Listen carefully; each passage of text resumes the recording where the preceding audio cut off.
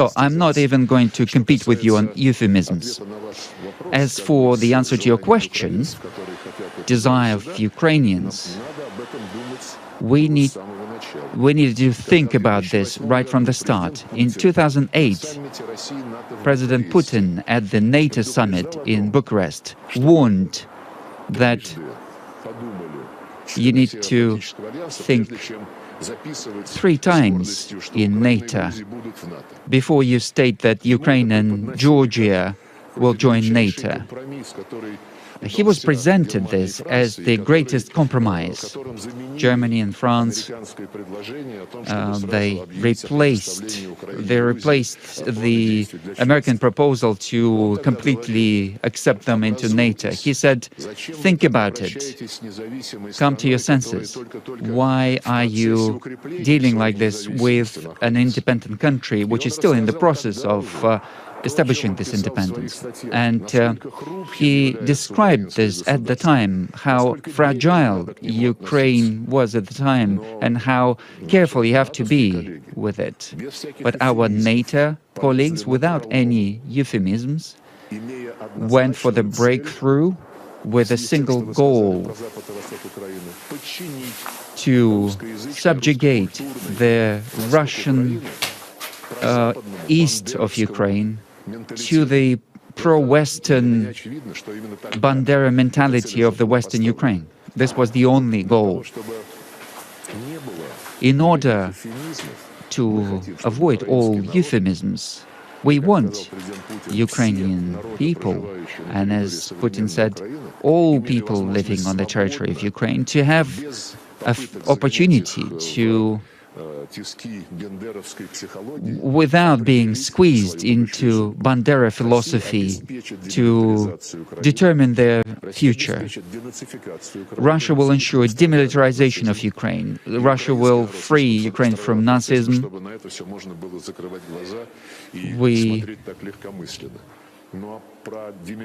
But as for demilitarization, everyone is clear about this.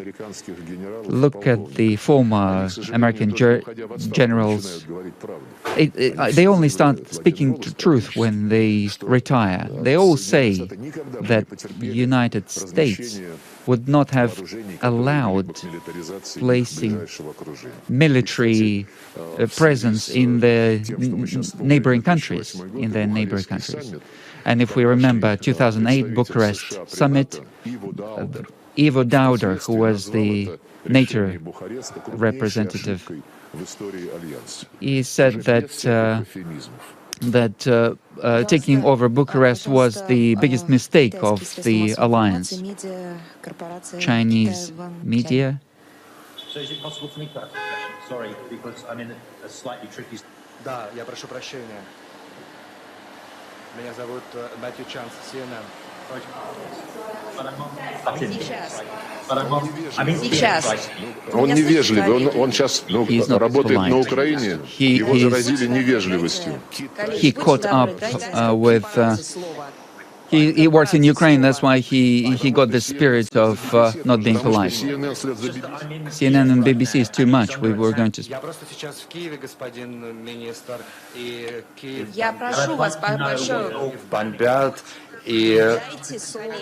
Colleagues, let's give the floor to the Chinese journalist. Surrounding the capital. Мне такое ощущение, что нас взломали просто уже те самые кибервойска, которые обещали вчера напасть из США. Будьте добры, китайская Give the floor to the Chinese journalist, please.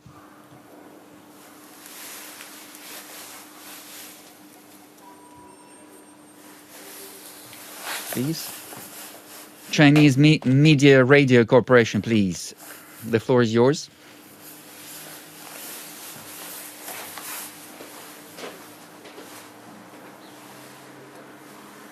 If you can just keep quiet for a moment. You were not given the floor. If you are in Ukraine and they spoiled your manners, then we've got nothing to do with this. Chinese Media Corporation, please.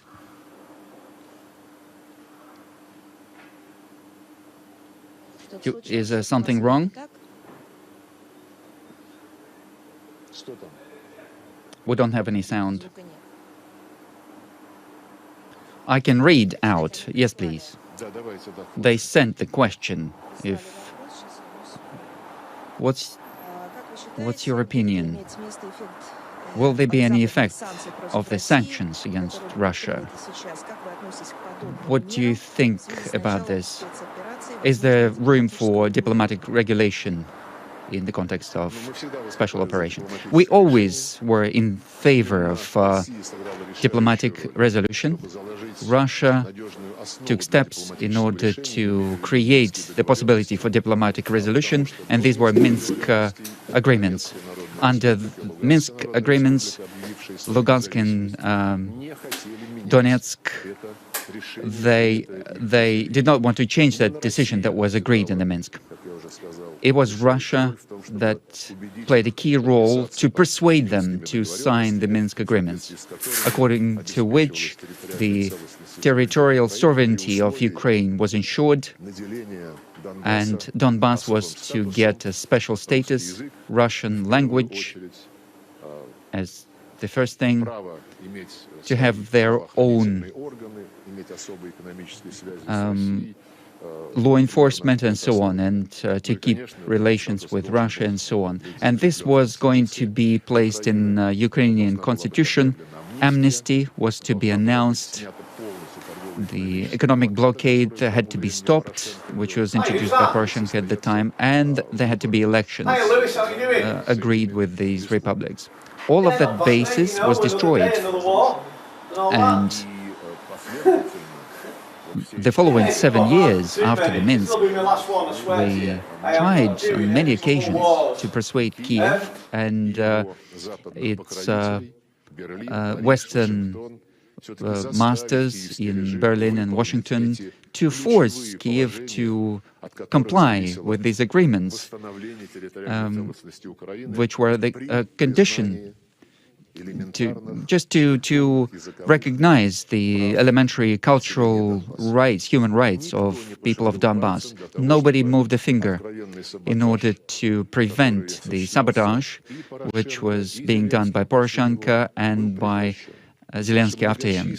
Many calls from our side, public calls, to come to common sense and conscience, they were in vain, unfortunately. And I cannot believe that Western politicians and diplomats, having declined all the attempts to come to terms and accept all these proposals, they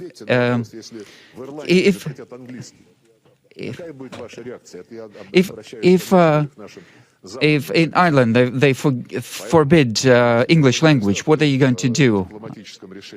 And of course, all these conflicts and operations which are aimed at restoring some sort of democratic order without elements of genocide, without elements of neo-Nazism and militarism, all of this will come back to negotiations.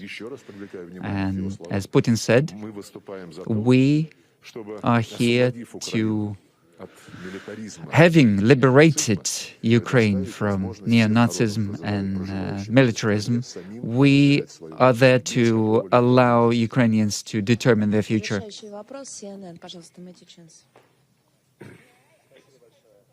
May I ask a question from CGTN, please, Mr. Minister? So is there much space still through negotiations and consultations? This is a question coming from CGTN. China has been advocating through negotiations and consultations and diplomacy, there is still space. Does Russia believe so? If so, with whom? With Ukraine, with NATO, or with the United States? We were always for negotiations.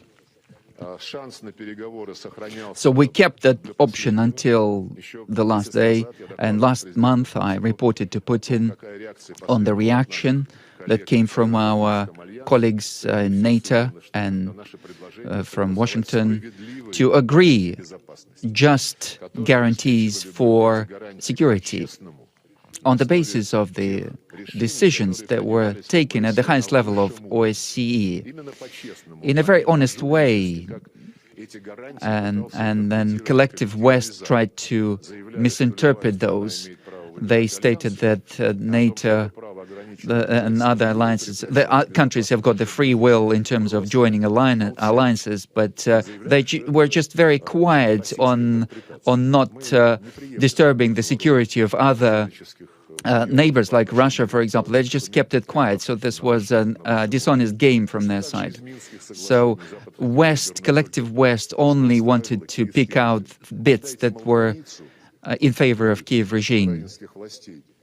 They said, forget about the special status, forget about the amnesties and so on. So there were plenty of negotiations, but when negotiations are just replaced with blatant sabotage and Russia is being blamed, it is them who have to fulfill the Minsk agreements. This is just shamelessness, and this is a known feature of our Western colleagues. But then it just went beyond normal, and it was accompanied by a constant deterioration of Russian-speaking people in Ukraine. I gave examples already, what was done to Russian education, language, and Orthodox Church. I'm talking to our Western colleagues. If you apply it to your own traditions, you will see that this is an impossible situation. In any moment, when military forces of Ukraine respond to the calls from our president, when they lay down their arms, nobody is going to attack them. They can go back to their families, and let's give the opportunity to the Ukrainian people to determine their faith. Yeah,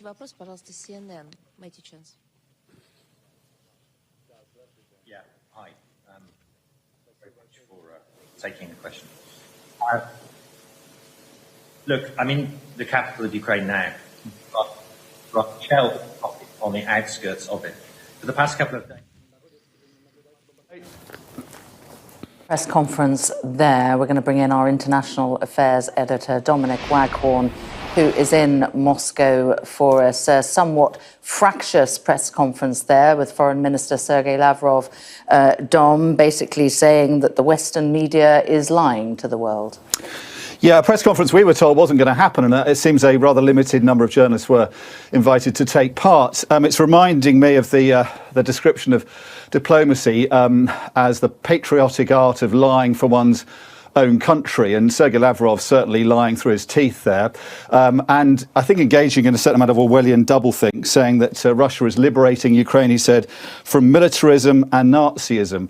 I mean, Ukraine is it's a flawed democracy. It's not perfect, but it is a democracy. It does have a democratically elected government. There are far-right elements in Ukraine, as there are in other parts of Europe, but it's not run by Nazis, and it's certainly not a genocidal regime, and that is a lie that the Russians have been perpetuating and putting forward for a long time now, saying that the Ukrainians are involved in genocide in Donbass, and Vladimir Putin most recently accusing Ukraine of that. There's absolutely no evidence at all of a genocide being carried out by Ukraine in the Donbass. And what Sergei Lavrov seems to be saying is, earlier on, I don't think we heard him saying this, but he said that Vladimir Putin hopes to get rid of oppression in Ukraine and allow Ukrainians to choose their own future, as if bombing a country into submission can allow it to be liberated from oppression and choose its own future. I think Ukrainians would say that they chose their own future in 2014 in the Ukrainian revolution, and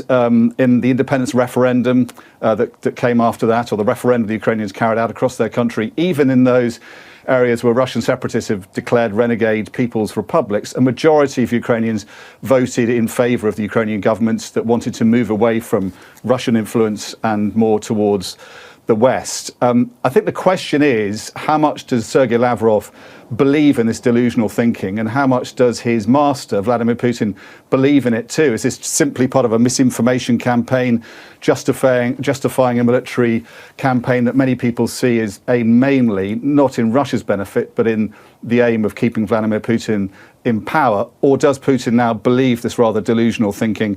If he does, I think it's even more dangerous for Ukraine and for the West as it tries to grapple with what is happening in Ukraine. All right, Dom, and we also heard Mr. Lavrov effectively sort of bat away a question about the impact of sanctions. The Russian stock markets seem to bounce back today. Any evidence what impact they might be having?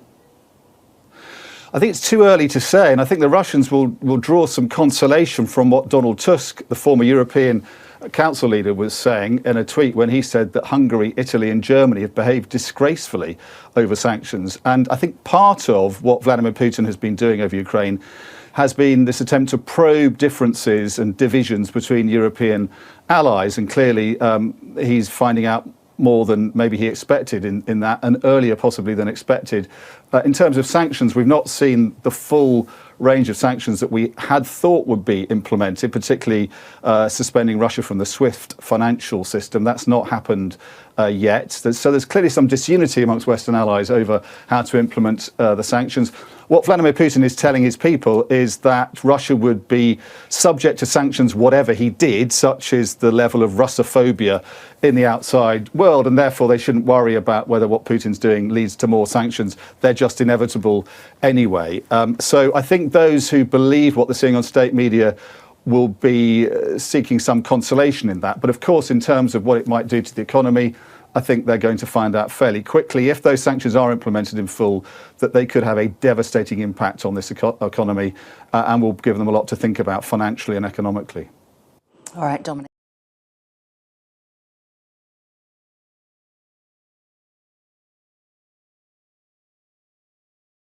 To send money to their loved ones in Africa. With SendWave, you can send money to Ghana, Nigeria, Kenya, Uganda, and Tanzania. And the best part is, SendWave is absolutely commission-free.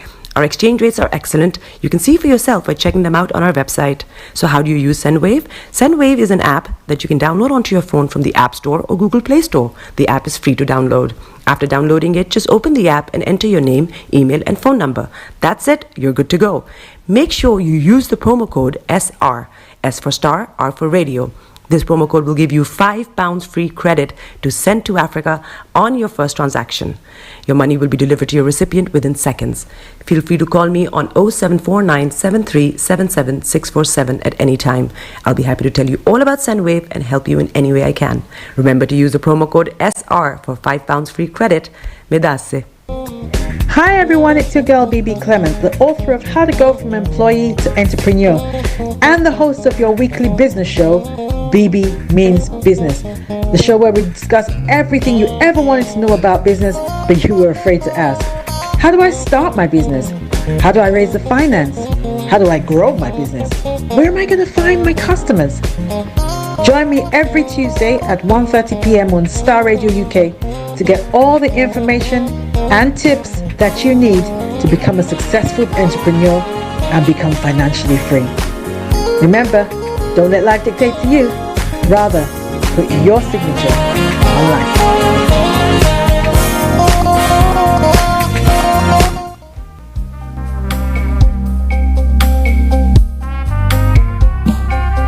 Are you looking for the fastest, reliable, and trustworthy door-to-door shipment company? Well, look no further. When was the last time your family received a shipment back in Ghana on time and in time? You are not sure?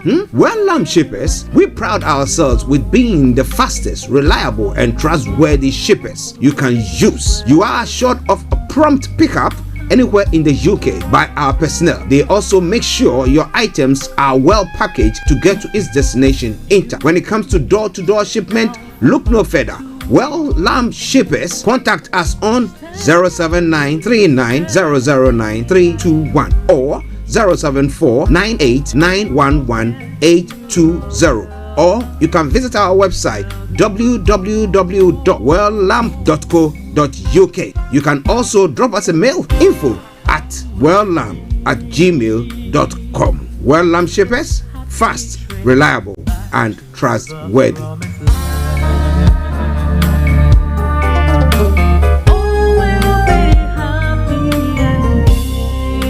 Hi there. Are you dreaming of owning your own house in Ghana? then you will need a well-documented piece of land that is free from troubles. I highly recommend My Africa Property for any size of land that you will need. With My Africa Property, lands are available in Pram, Sopoli, Tohenia, Ogome, Dodova, Winneba, and many other locations at affordable prices. These locations are about an hour away from the airport, only 35 minutes from the motorway, 10 minutes drive from Central University College, 10 minutes drive to the beach, and close to Pram Senior High School and Ghana Men's Soccer Center of Excellence. For more details, visit our website www.myafricaproperty.com or call our UK office on 0208 123 2523. For our US and Canada offices, call us on +1 585 184 994145. You can also email us at ghana@myafricaproperty.com. Tune in to On Point here on Star Radio UK with Empress Regina every Monday at 5 p.m. GMT. Looking forward to your company.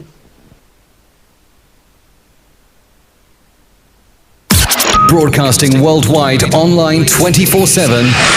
All around the world. In your car. At work. At home. On your This is smartphone. Star Radio UK. Are you ready to turn it up? 10, 9, 8, 7, 6, 5, 4, 3, 2, 1. Birds flying high, you know how I feel. Sun in the sky, you know how I feel. Breeze drifting on by, you know how I feel. It's a new dawn, it's a new day, it's a new life for me. And I'm feeling good. Hey there, this is Archie, and it's Starr Radio UK on the morning show.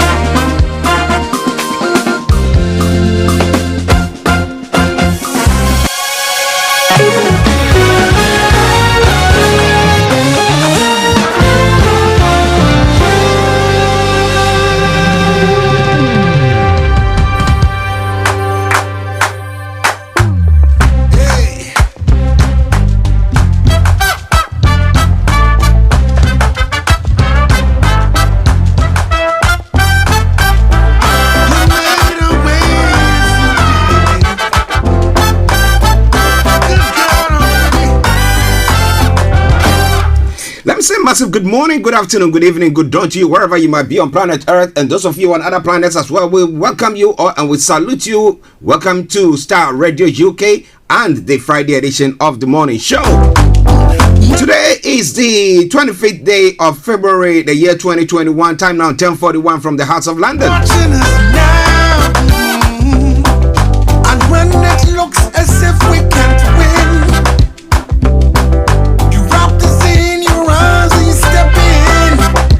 but wherever you are listening to us from, It is a pleasure once again to come before you to share what is happening from across the globe with you. So wherever you are, don't touch the dial.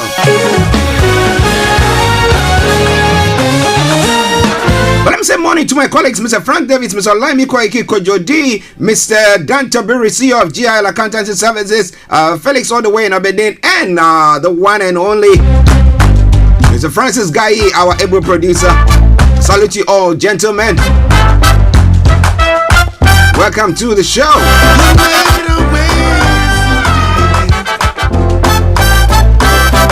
I remain yours sincerely, the one and only. This is the morning show. Archie. Not knowing how we'll get through this test. Now, if it's the first time of tuning in to listen to us on the Friday edition of the morning show, this is how the program goes. Nothing can catch. I'll bring you the quote for the day, the weather forecast will follow suit, then the travel update as well. Move on from there to have a look at some of the stories making the rounds in other parts of the world.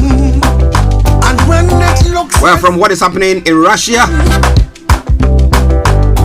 the annexation of Ukraine, which is still on the way, statement by the Russian authorities or the government. There's a lot more we're going to be looking at, so wherever you are, don't touch the dial. And then at 11 o'clock, we'll be looking at what is happening in Nigeria with updates from Nigeria with Mr. Olayomi.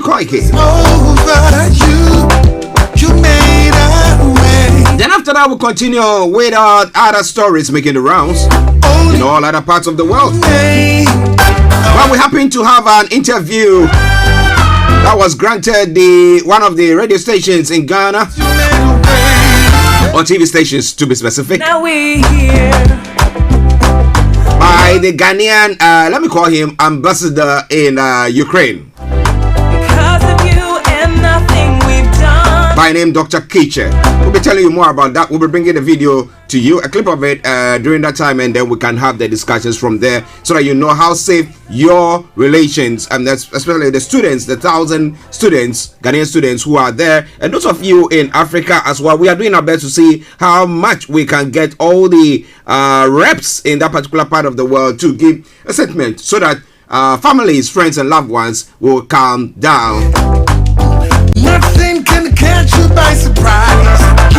It is All Starr Radio UK. It is your favorite African and Caribbean radio station in London. And when it looks as if we can't win, Then at 12 o'clock, the lines are open for you to add your voice to the discussions. We go on from there, and exactly and everything we'll need you supply. at 12:30, our money man will join in to bring us the money hour. We are in uncharted territory, and I think we will need some financial advice. How to get some money in our pockets, of course, and our money man, Mr. Tabiri, will be saying to that. So it's all coming away from Starr Radio UK. To our listeners in the US, those of you in Europe, those of you in Asia, those of you in Australia, those of you on the African continent, we salute you, especially those of you in Nigeria, Ghana, Uganda, Kenya, South Africa. Let me say a special good morning to Mr. Ebenezer Hammond in Cape Town. Okay, let's crack on. Nothing we've done. I apologize for the crookish voice this morning. I don't know. Your grace. Try not to have cold drink, and I've not had any cold drink, but I don't know what is happening. I think I've had some water. That was a bit chilly, but whatever it is, yes, I'm here. I'm here. It is Starr Radio UK. And it looked as if it was over you. Made Away by Kojo, playing in the background. And we're standing Friday edition of the morning show. only because you made. At 1 o'clock, the curtains are brought down for the end of the program. So, in a gist, that's what I'm going to be doing. But hey, your company is so much appreciated. I know those of you in Africa listening to what costs you an arm and a leg to get the data or to buy the data to listen to us and watch us. We salute you all. Thank you very much. Now, the quote for the day says that for you to be successful in this era of untold competition, you must understand what you are up against. What are you up against? Have you actually identified that? Make sure you identify that, and then you make a move, and I tell you that it will be successful. You watching us now. Okay, let's crack on. And when it looks as if we can't win, the attack on Ukraine is still going on. As and when we have the time, I'm going to put the live views of videos going on so you can see them. Okay. I'm saying good morning to Pastor Emmanuel Chidi, man of God. I hope you are doing very, very well. Good morning to you. Now, when it comes to the weather front, what is happening on the weather front this morning? Well, this afternoon we'll see plenty of sunshine and just the all-light patch of cloud drifting in at times. It will be a dry day or a fine day, light or gentle winds. Tonight we will see clear skies throughout, and it will remain dry, staying calm with light or gentle winds. Temperature 11 degrees, always going to be 1 degree. UV level, low pollution load. Sunset 17:33. Sunrise for tomorrow morning 06:55 hours.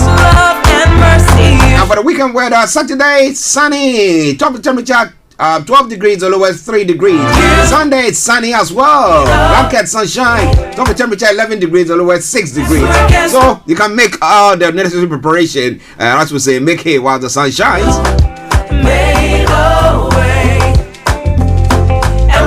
Okay, let's take a quick break and let's go straight on to the travel update wherever you might be. Tune in to On Point here on Starr Radio UK with Empress Regina every Monday at 5 p.m. GMT. Looking forward to your company. Check it out.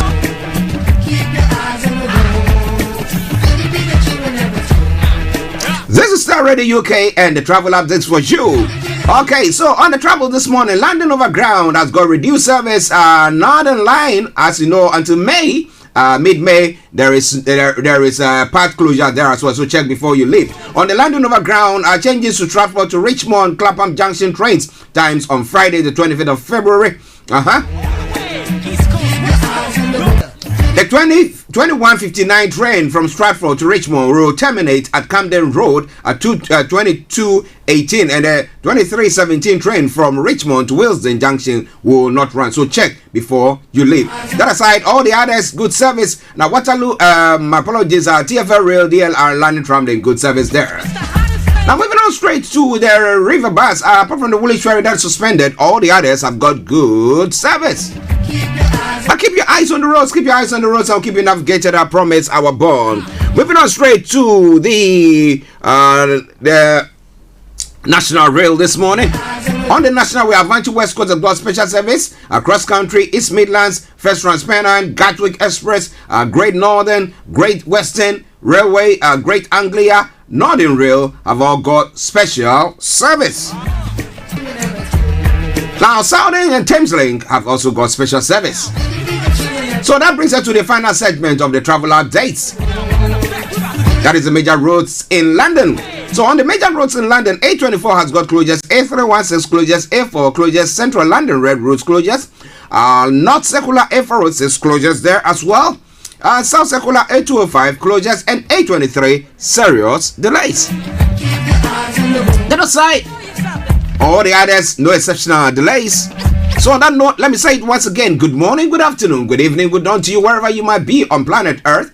Enjoy your commute for today. But you know what? Continue to keep those eyes on the road. Welcome to Gabby Dave Global. We are a UK-based online e-commerce store, the first of its kind with license to trade in African products.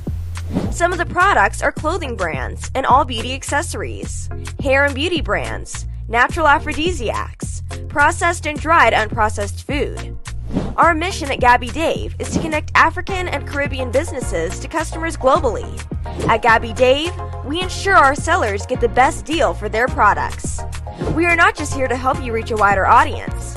We are also a distribution center to support business growth by fulfilling orders to your customers from our warehouse, making sure customers receive their products on time. We are inviting all Black-owned businesses to trade on our platform because we strongly believe Africans have a unique brand the customer would appreciate globally. So get in touch today and let us make your product and business go far. Here are some of the benefits of using Gabby Dave Global. User-friendly platform, track your shipment, online support, transparent process, multiple SKUs, multiple products, a platform that encourages manufacturers as well as traders. Our marketing and PR interventions amplifies yours. Organized products and categories for easy access and navigation. Access to global community, especially within UK and Europe.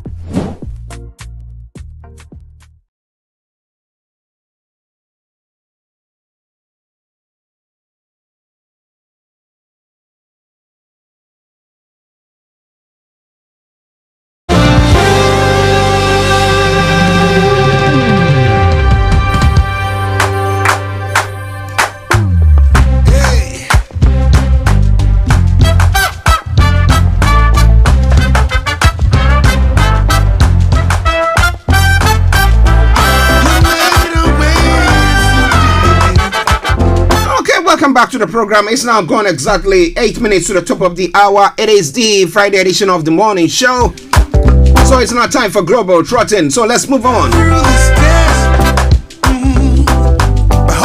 As I said, exactly at 11 o'clock we have Mr. Olayomi Kojo joining in to bring you updates from Nigeria. So for those of you who are eager to know what exactly is happening in Nigeria, just stay tuned and don't you go away.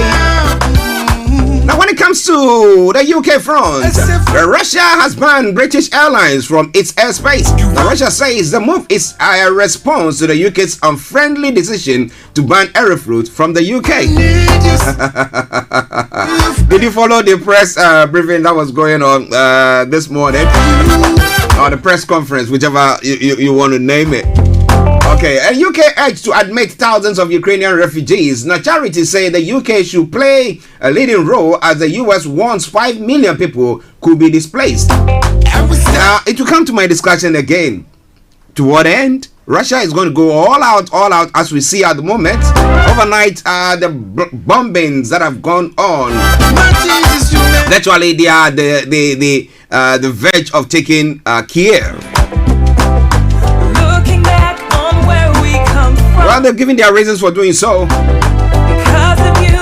But because Russia wields a nuclear weapon, then therefore we have the West and the NATO and all the allies sitting there like not being able to do anything. Because you dare it, it's going to come against you. And as they've threatened already, especially now that they've taken over the Chernobyl site. Okay, millions of COVID vaccine doses wasted in England. Nearly 2 million were AstraZeneca shots that advisors said should not be given to younger adults. So they've gone waste. They just gone waste there. Could have given it to Ghana or Nigeria, wouldn't they? All right then, Starr, ready? You okay? And when it comes to international stories, Kiev braces as Russian forces reach city. The full-scale assault continues as missile strikes are reported on Ukrainian capital. And Ukraine is urging residents to defend the capital. The Ministry of Defense made the call as Russian forces reach the northern outskirts of Kiev.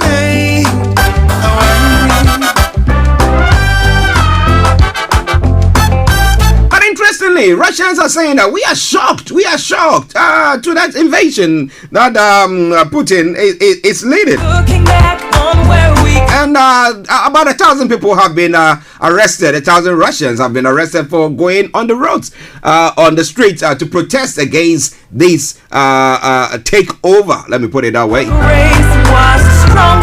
But whereas the Foreign Minister of Russia was saying earlier on in that press statement,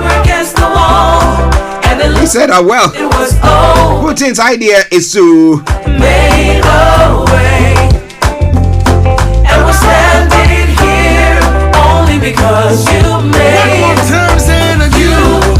to be the Moses of Ukrainians. To take them from tyranny and all sorts. What do you think? We'll be looking at all that in a moment. Coming your way from Starr Radio UK. Kenyan teenager jailed over school fire deaths. The girl set her dormitory alight in 2017 when she was age 14, killing 9 students. You perform miracles. So what's going on in her head? Oh no, that's impossible. And we're standing here only because you made say you offering to evacuate its citizens from Ukraine. Thousands of Nigerians, including students, currently live in both Russia and Ukraine. Let me take this opportunity to say good morning to Tosino. Tosino in Moscow. Tosino, hope you are doing very well. Okay, Burkina Faso junta 6 more than 2 years in power. Its commission also recommends that a small government and a legislative body be established. Not go far enough for the sub-regional body, that is the ECOWAS, to say that, okay, now let's reinstate them and bring them to the fold. Well, without seeing what is going on in Ukraine by the Russians, I mean, everybody think that if you wield a stronger hand or you got the muscles to flex, then you can just go on and do whatever. Nobody can touch you so far as you got some weapons. What a world we live in now. 10:57 the time, Starr Radio UK, the station, the morning show, the program.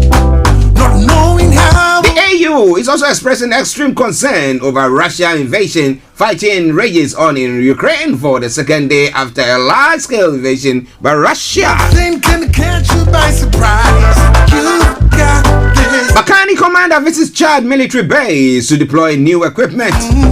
It's one of the stories making the rounds in Chad.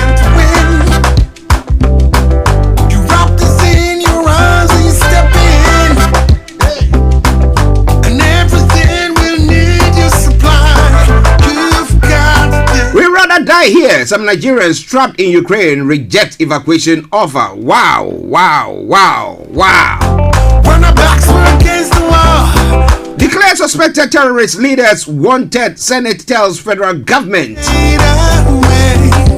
Abolition of state, local government, joint account, top agenda, financial autonomy for state assembly judiciary.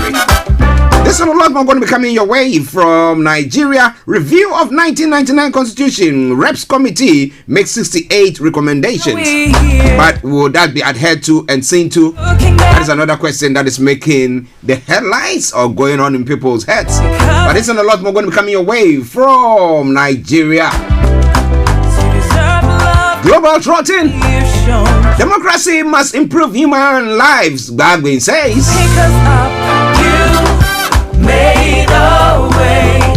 And in Ghana still, Frank has been advocating for this. He says that, well, there are some laws that when people break, they don't need to be incarcerated. So they need to get some punishment. Let them do some community service instead of going to cage them. So non-violent drug user prisoners deserve amnesty. Justice for all facilitators are appealing. Well, the Speaker of Parliament in Ghana says Adwa Safo didn't receive permission from me, but been clarified.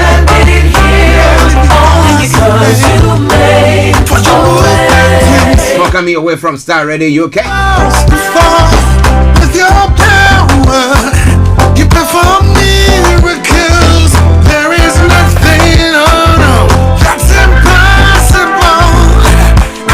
The Ghana Police Service, the foremost law enforcement agency in Ghana, was established under the Ministry of Interior with a mandate to ensure crime prevention and detection, apprehension and prosecution of the offenders, which is consistent with the expectation of Ghanaians for safe, secure and peaceful community. However,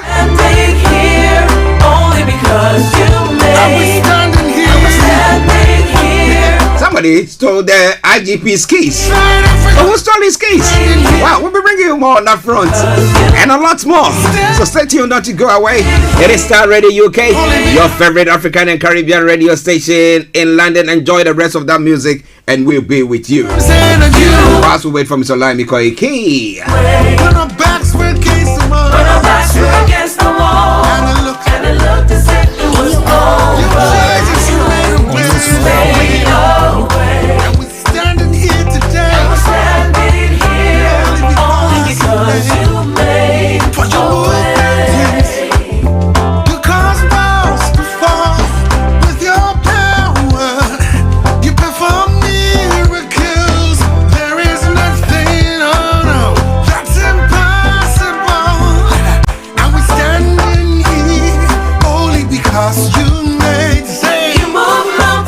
say, so may every mountain be moved for you. In the name of Jesus, can I hear a big amen for that? Amen. Okay, whatever the challenges are, some way, somehow, when we meet here on this platform, we are able to navigate through those challenges. And I can tell you assuredly, with my colleague, Ms. Olayomi in the house now, we are going to be making sure that the problem when it comes to information in or from Nigeria is going to be sorted. So continue to share the broadcast wherever you are. And let me say good morning to Mr. Olayomi. Well, Yvette, good morning to you back in the studio there. I welcome you once again to all our listeners and viewers from around the globe. It is the finest African and Caribbean radio station in London, and it is the 25th day of February 2022. It's just coming up to 2 minutes past. As quite a lot again, as usual, when it comes to focus on Nigeria, as we're going to be giving all the headline in just about a few minutes. Yes. How are you doing, sir?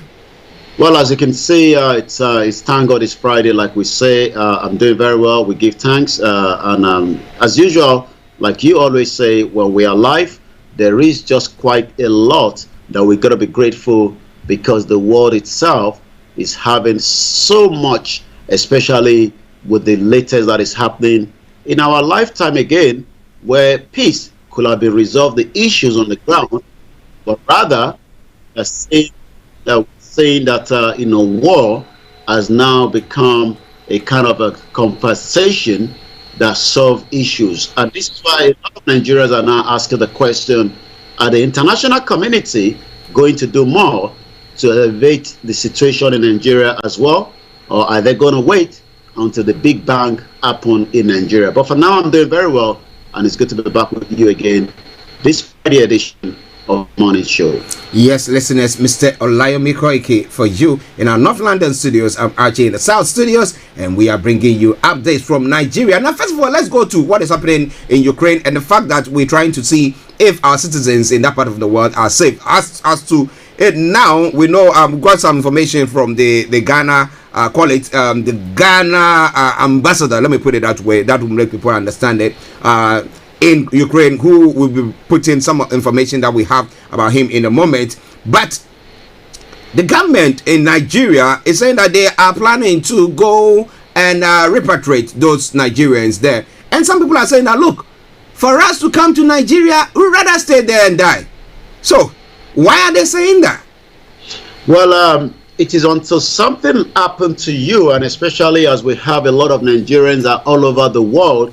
The question is, what is the responsibility of a government, to its people, whether in terms of crisis or in terms of help, or to secure them in the sovereignty country or wherever they are in the world. Let's first talk about a young girl called Itunu that called the help of the federal government of Nigeria for almost 6 months until she eventually died. In Cote d'Ivoire. There was no war in Cote d'Ivoire, but she was accused of something she has not committed, and she could have expected nothing more from a government to support her during the time of need. But rather, what we saw was a government that neglected her, and she eventually died, and her body was returned back to Nigeria. Again, that was a country that had no war. The question then is, we can see that we have a lot of Nigerians that are studying in Ukraine, because Ukraine tends to be one part of the globe that have so much when it comes to education sector. You would expect that if Nigeria or other African countries have the standard in the first place, there would not be any reason for Nigerians to be traveling to Ukraine or any part of the globe to attain a master's degree or to further, because of the best equipment or the best kind of institution that is away. The reason people opt for Ukraine is because of the standard of their medical education sector there, and likewise maybe a little bit cheaper for those that might not be able to gain admission for the master or first degree here in United Kingdom or America. But a lot of Nigerians are now stranded, and they are calling SOS to Buhari to demand a kind of an evacuation. But as that is also happening, some are also not believing that the government would do everything to bring them back to Nigeria, because it is not the first time that they've asked that. And that is coming from the acting president of the National Association of Nigerian Students in Ukraine, Eunice Elika, pleaded with the federal government to come to their aid. This is the National Association of the Nigerian Students sent out a Save Our Soul message to President Muhammadu Buhari seeking immediate evacuation.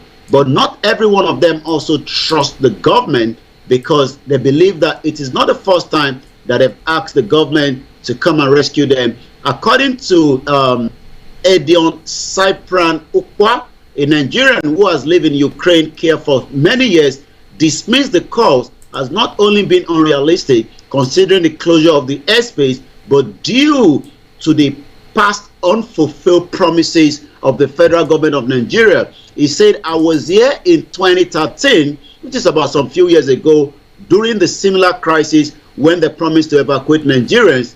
As usual, they never did. Interesting. Let me say good morning to Amaya Ajerene. He says that, look, I'd rather seek asylum in Europe than going back to Nigeria. So he thinks that if people are in Ukraine, instead of them to go to Nigeria, seek repatriation to Nigeria, they'd rather say, maybe go to Poland, go to any European country there. Well, interesting. Let your comments, and if you are in that part of the world listening to us, I'm trying to, or you have relations there and stuff like that, continue to send us messages, and I promise you we're going to be putting them across as those who matter are all listening into this conversation today. Now let's move on to some of the stories making the rounds in Nigeria. It's the gunmen kidnapped another plateau monarch. Now it seems that the monarch are being captured left, right, center. Maybe it is now time for them to sit up and say, now we need to do something right, because at least they have the money to pay for ransom if it's being demanded, if their lives are not taken. However, this monarch, who is he and what is what is all that about?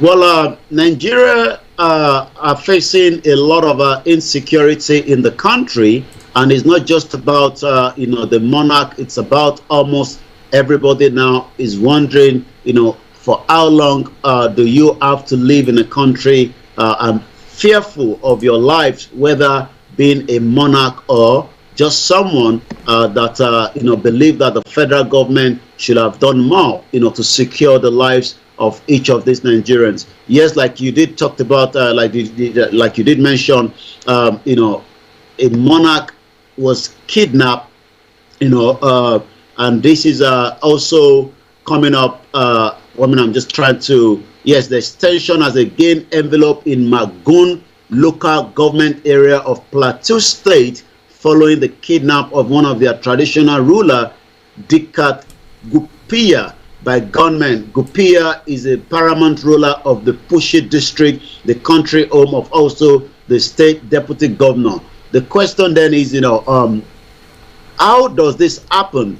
Is because we have, lack of intelligent gathering, lack of enough security operatives to secure most of the state, and also where we have already, invasion of terrorists that have now spread across almost every part of Nigeria, because as of today, Nigerians still stand at number 3 when it comes to the global terrorism index. So sometimes, when we see these situations happen, is because those communities will not be able to defend themselves without the support of either the state or the federal, and the situation that should have been done to secure them is rather not available, because again, the system has collapsed.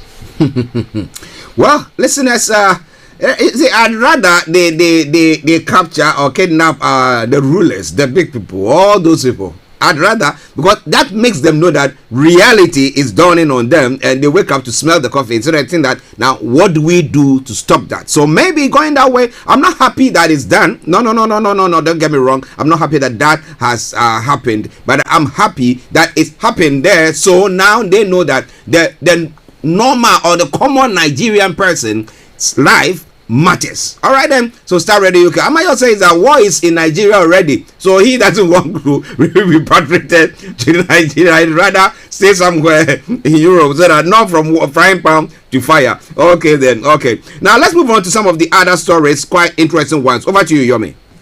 Well, just as we're still discussing and focusing on the situation when it comes to the lack of security support to millions of Nigerians from different parts of Nigeria this morning, declared suspected terrorist leaders wanted, according to the Senate telling the federal government. What is that all about this morning? The Senate on Wednesday urged the federal government to declare all known leaders of terrorist groups in Nigeria as wanted. It also called for the establishment of operational base within Danko and Wazuga and Sakaba local government areas of Kebbi State affected by the current rise in security challenges. But it doesn't seem Buhari government is pleased with that, because also with this headline coming out today from Nigeria, my regime is using full force to fight terrorists. Buhari said, we shall continue to cooperate with the affected state to confront the challenges head on, says Buhari. According to President Muhammadu Buhari, has reiterated his regime's commitment to addressing the deteriorating insecurity in Nigeria by using the full force to fight bandits in the north, especially the northwest and north central, that most of the local government is now in the hands of the terrorists as well. The president spoke at the gala night in Lafia organized in his honor by Nasarawa government as part of activities marking his 2-day official visit to the state. The insurgency in the part of the northwest and the part of the north central is being tackled with full force. We shall continue to cooperate with the affected state to confront the challenges as well. Let's touch on some of the other headlines this morning as Naira loses about 10.6% of its value annually. This morning, if I'm going to be sending £10 home, that is a lot of money to somebody in Nigeria because of the value of the Naira that have literally gone kaput. That will give about 7,800 Naira, which is almost half of the salary. That's if the full salary was meant to be paid, but the full salary is not paid because the full salary is meant to be about 30,000 Naira, but some states are still paying just about 18,000.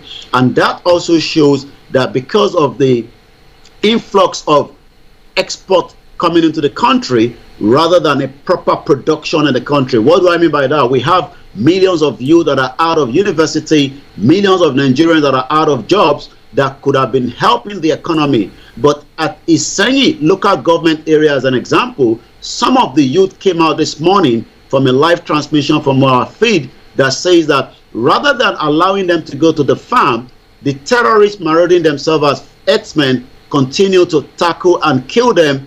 And almost this week alone, we've seen videos coming out. We had to send some of our team to do a kind of investigation.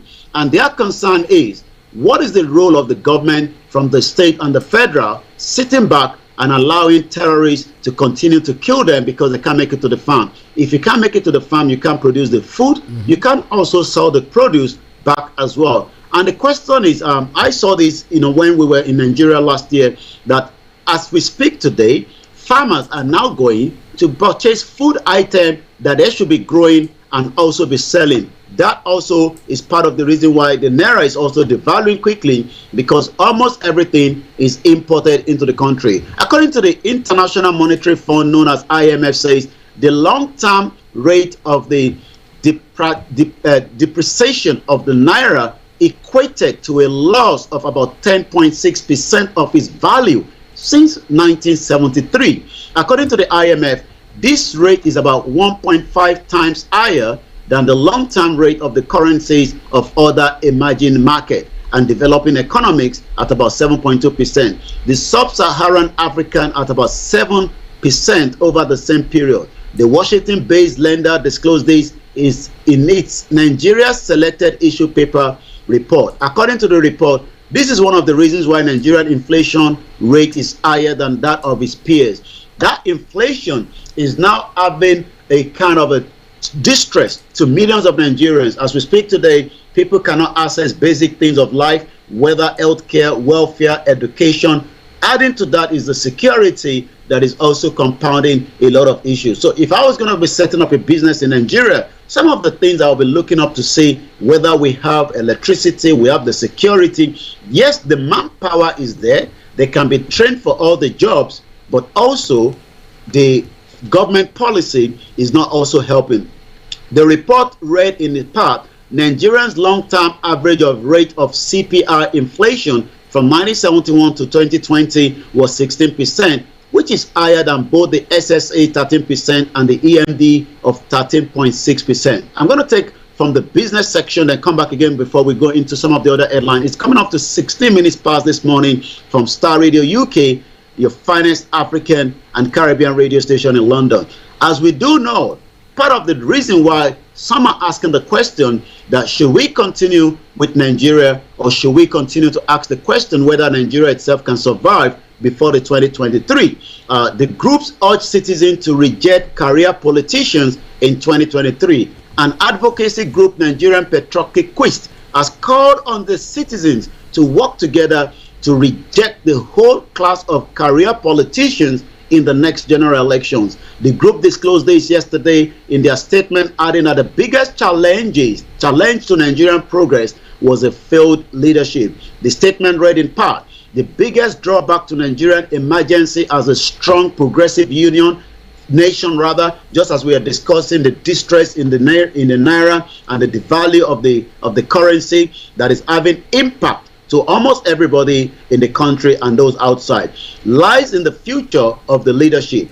This leadership failure can be attributed to the strong hold on the reins of power by the old class of the career politician. And that is why Obasanjo is saying that the younger generation must take back the power from the older generation. And this brings to the article that was written this morning, Obasanjo endorsement of rebels in search for new Nigeria. But some of those rebels are currently being kidnapped, being arrested, being molested, and being abused. As of yesterday, the founder and of Sahara reporter Moyele Sowore, a very close friend of Starr Radio UK, as we've had him in the studio, was arrested again yesterday.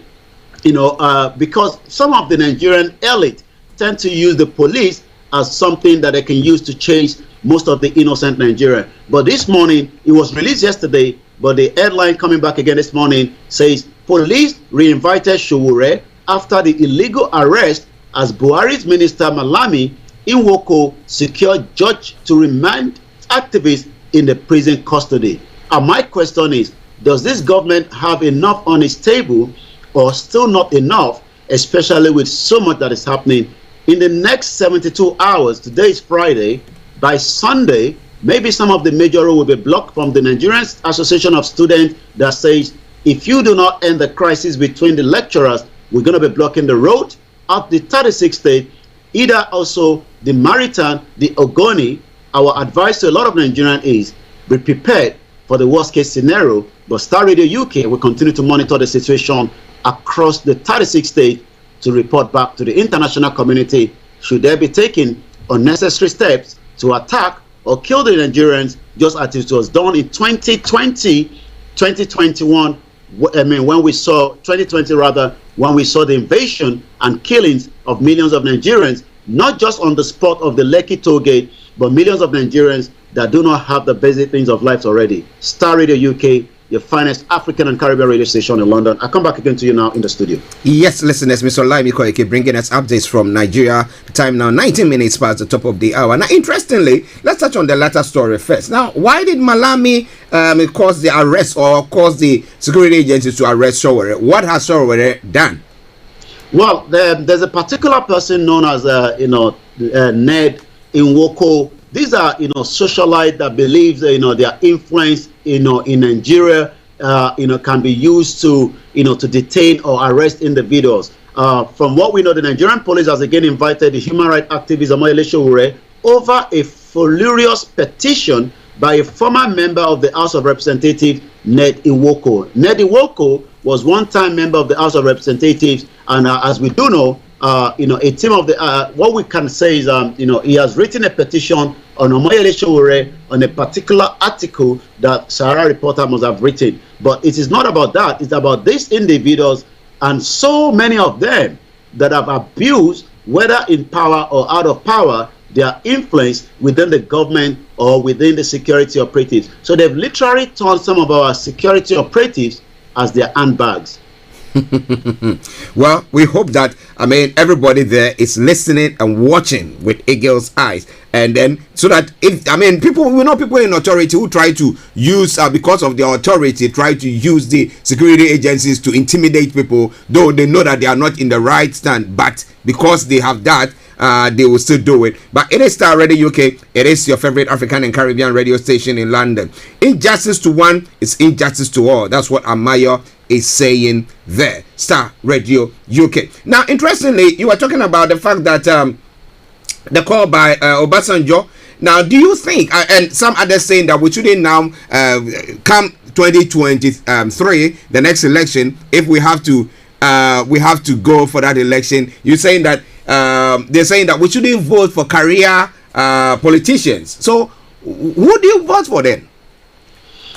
Well, it's a quite interesting time. Like I said, as we're going to be giving a countdown to how many days left before the election, as we do here on Starr Radio UK, your finest African and Caribbean radio station in London. So we're just about 350 days, 12 hours, 37 minutes, 39 seconds before the 2023 general election. Who do you vote for is the question you ask. The first thing is, how are those that is going to be contesting? We already saw some of the names that are out there. The national leader of the APC, Bola Tinubu, says, I am the king maker, and it's also important that the kingmaker becomes the president before any of the youth have to queue behind him as well. We've seen, people like Oda Mogalu is also contesting. We've seen people from the southeast. But the question is, who do Nigerians vote for? Well, Atiku hasn't declared yet. We're not sure whether the vice president will be competing, with his somebody that we are told that trained, him to become who he is today, because he was working literally under Tinubu during the governorship when Tinubu was the governor.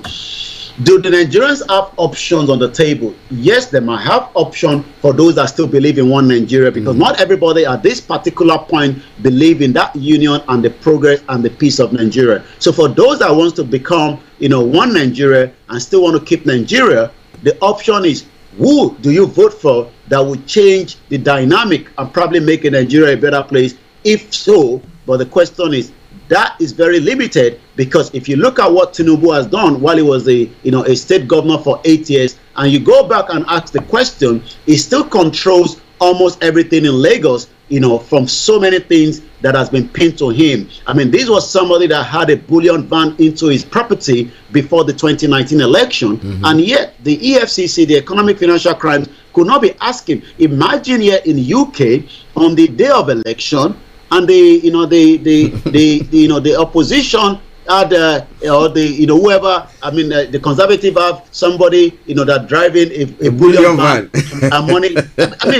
You can imagine what could have gone wrong in this country. But we are in Africa, in Nigeria, anything happened. And when he was asked the question, all he had to say was, that money belongs to me because it doesn't belong to the federal government. These are the now person that wants to become the president of Nigeria as we speak. Also, somebody like Dele Momodu, the owner of the Ovation, that is trying to contest. This is somebody that came on a live TV and told us that at some point during the contestant of the 1993 election, he had to travel to Vienna to visit somebody that might be of interest to contest in one of the political parties. And he was told, you can't, because the person laughed it all the way through. And the reason he gave was, Nigeria, people select them, you don't select yourself. But I'm now asking myself whether somebody's going to select him. The question then again is, somebody like Jonathan is now trying to be brought back onto the APC. Is a rumor at the moment, should APC bring back Jonathan? Does that mean that Jonathan and Tinubu will have to square it out of the primaries for those, again, that might be interested in Nigeria? But again, let's come back to those that are now saying this union is not working. Let us look into this country. Let us decide whether the future of being together in one Nigeria would eventually work for every single one of us. And that is the question on the lips of those that are wanting the self-determination, that are demanding for Yoruba nation, and those that are in the southeast that are demanding for Biafra as well. And again, that is the current situation as we continue to monitor the election coming in 250 days from today. Yes, listeners, it's Starr Radio UK. Mr. Olayomi Koike bringing you updates from Nigeria. 11:26 the time. Now, there was one story that I saw, and it's quite an interesting one, that pertaining to the resignation of a prominent traditional leader, Wazim Katsina, who has resigned after he queried for saying Buhari's home state is in a state of war. Now, interestingly, I mean, you talk about the northern part, especially the Katsina area, where we have these people, what should I call them, terrorists? Yeah, who are rampaging the area, doing all sorts. That's the president's own backyard, and that is going on. Now, somebody says that. Now, if you say that it's not true, we are all there. There is evidence. We know. We hear everything that is going on. So why should he resign for criticizing or saying what is true? Well, remember that we saw that when Buhari, I think last year or maybe the year before, went to his hometown, and just about some 2 hours away from his hometown, children were kidnapped. And the question is, how did that happen in the first place? That then brings me back to this headline that I've just picked up. Buhari not in touch with the current reality. This is coming from the Afenifere, that the president is not in touch at all with the current situation. The Pan-Yoruba social political group Afenifere has decried President Muhammadu Buhari's glutton on infrastructure his administration provided for Nigeria, saying it was another indication that those in the corridors of power do not seem to be in touch with the present reality in the country. President Muhammadu Buhari on Tuesday this week said people, especially from the southwest, could have been trekking from Lagos to Ibadan, but for the intervention of his administration, especially on the rail and road project, which I discussed with Frank yesterday, that means people can now be able to travel on the railway network. But Afenifere were appreciating Buhari on the restoration of the Lagos-Ibadan Railway in release signed by spokesman Comrade Jare Ajayi, quickly said it was an act of unpardonable extragration to say that without it, people in the southwest will have been trekking to Abuja. So coming back to these traditional ruler, that resigned, like I said, we've seen a lot of attack, from the Katsina and also the other part of the country as well. But the question is, is the president really in touch with the current reality, or is he just there being told what is happening around him? This is a question that millions of Nigerians would have to ask, as the time frame is now, which way Nigeria? Which way Nigeria? But assuming the next election, let's digress a bit, and assuming Buhari had a chance to run, do you think that people would have voted for him?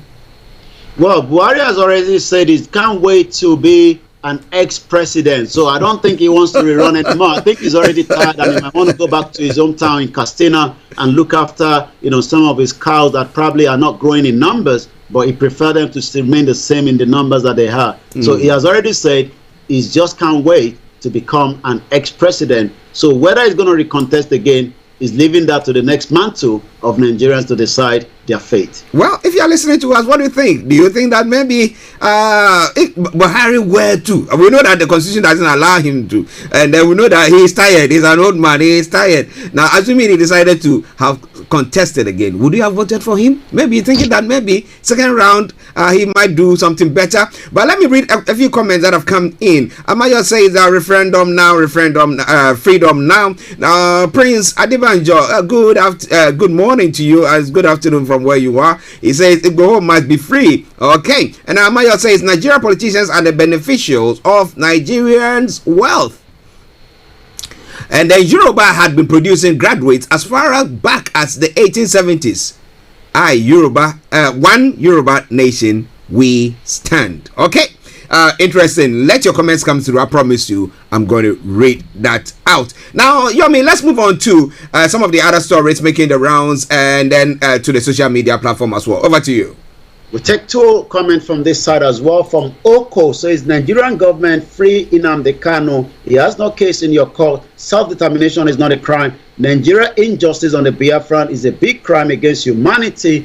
Killing of the innocent Biafrans. Be freedom, freedom, freedom. And also James Reason says contestants of the high position in countries in this world are usually first selected before being presented to the public for electoral process. I just want the Yoruba nation as a first step out of many. So we're going to take one or two more, then go straight to the social media this morning to see what is trending, especially with so many Nigerians still stuck. We've already seen videos of them also, stuck inside the underground of the train station in Kiev, where the situation is getting tense every day. Just like you said, the prominent leader, Waziri Kastina, resigns after query for saying Buhari's home state is in a state of war. That is something that is coming out from the headline this morning. Let's see if we can touch quickly more other headline as we continue to monitor the situation. Yesterday, 4 banks were robbed, and I was able to see some of the security operatives that were taking cover.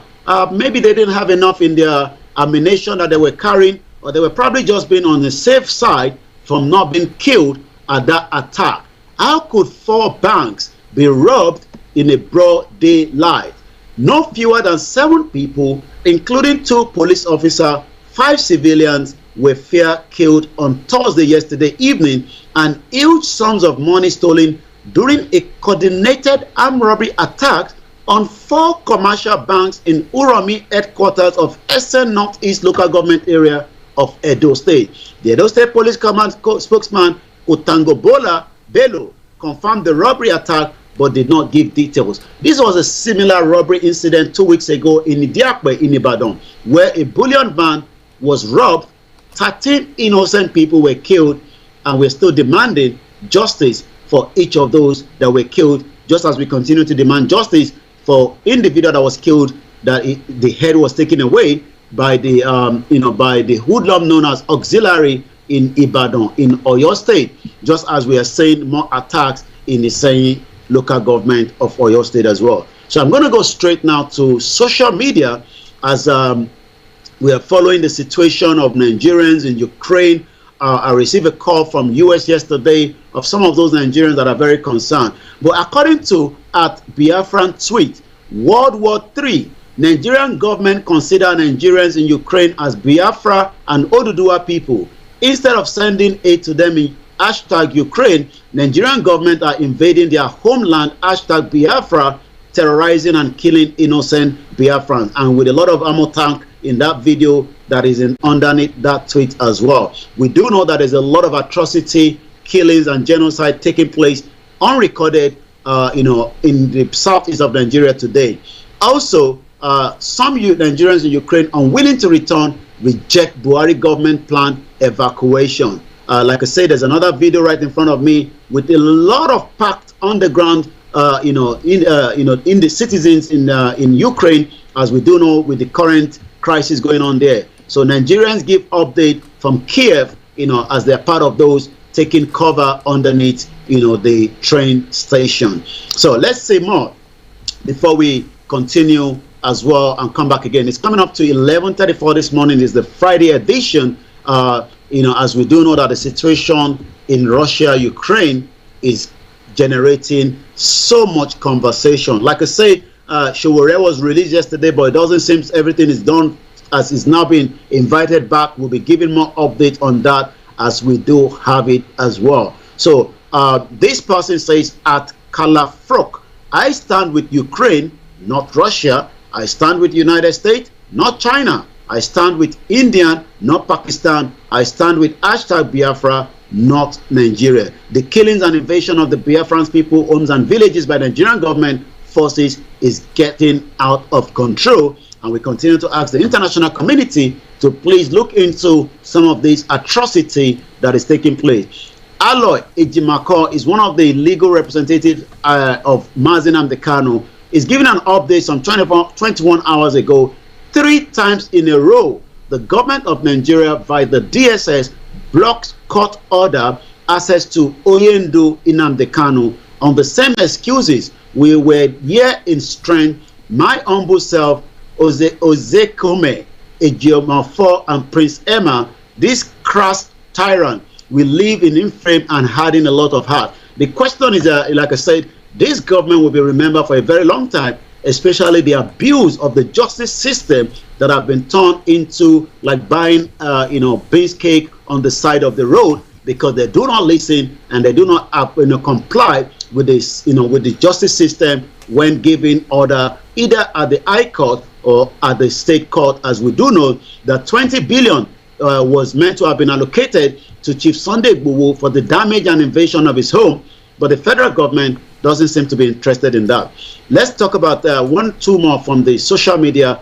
At First Ladyship, ExMobil and Shell are exiting their land investment in Nigeria. They are selling off their oil and gas assets in Nigeria beyond economic reasons. There are security concerns, which will have been discussed. There's something that the IOCs know about Nigeria, something they have seen that you and I do not know. Does it mean now that some of these big companies are just selling off their assets, or maybe what we have been discussing, just as the late Dr. Malafia Obadia says, in Nigeria this year, there will be a civil war. He said so before he was killed. He's gone now, but that video is still trending most of the time. So this is what Naferati is saying. And he also says that they are selling off their land assets in Nigeria, setting up shops in the safer African countries.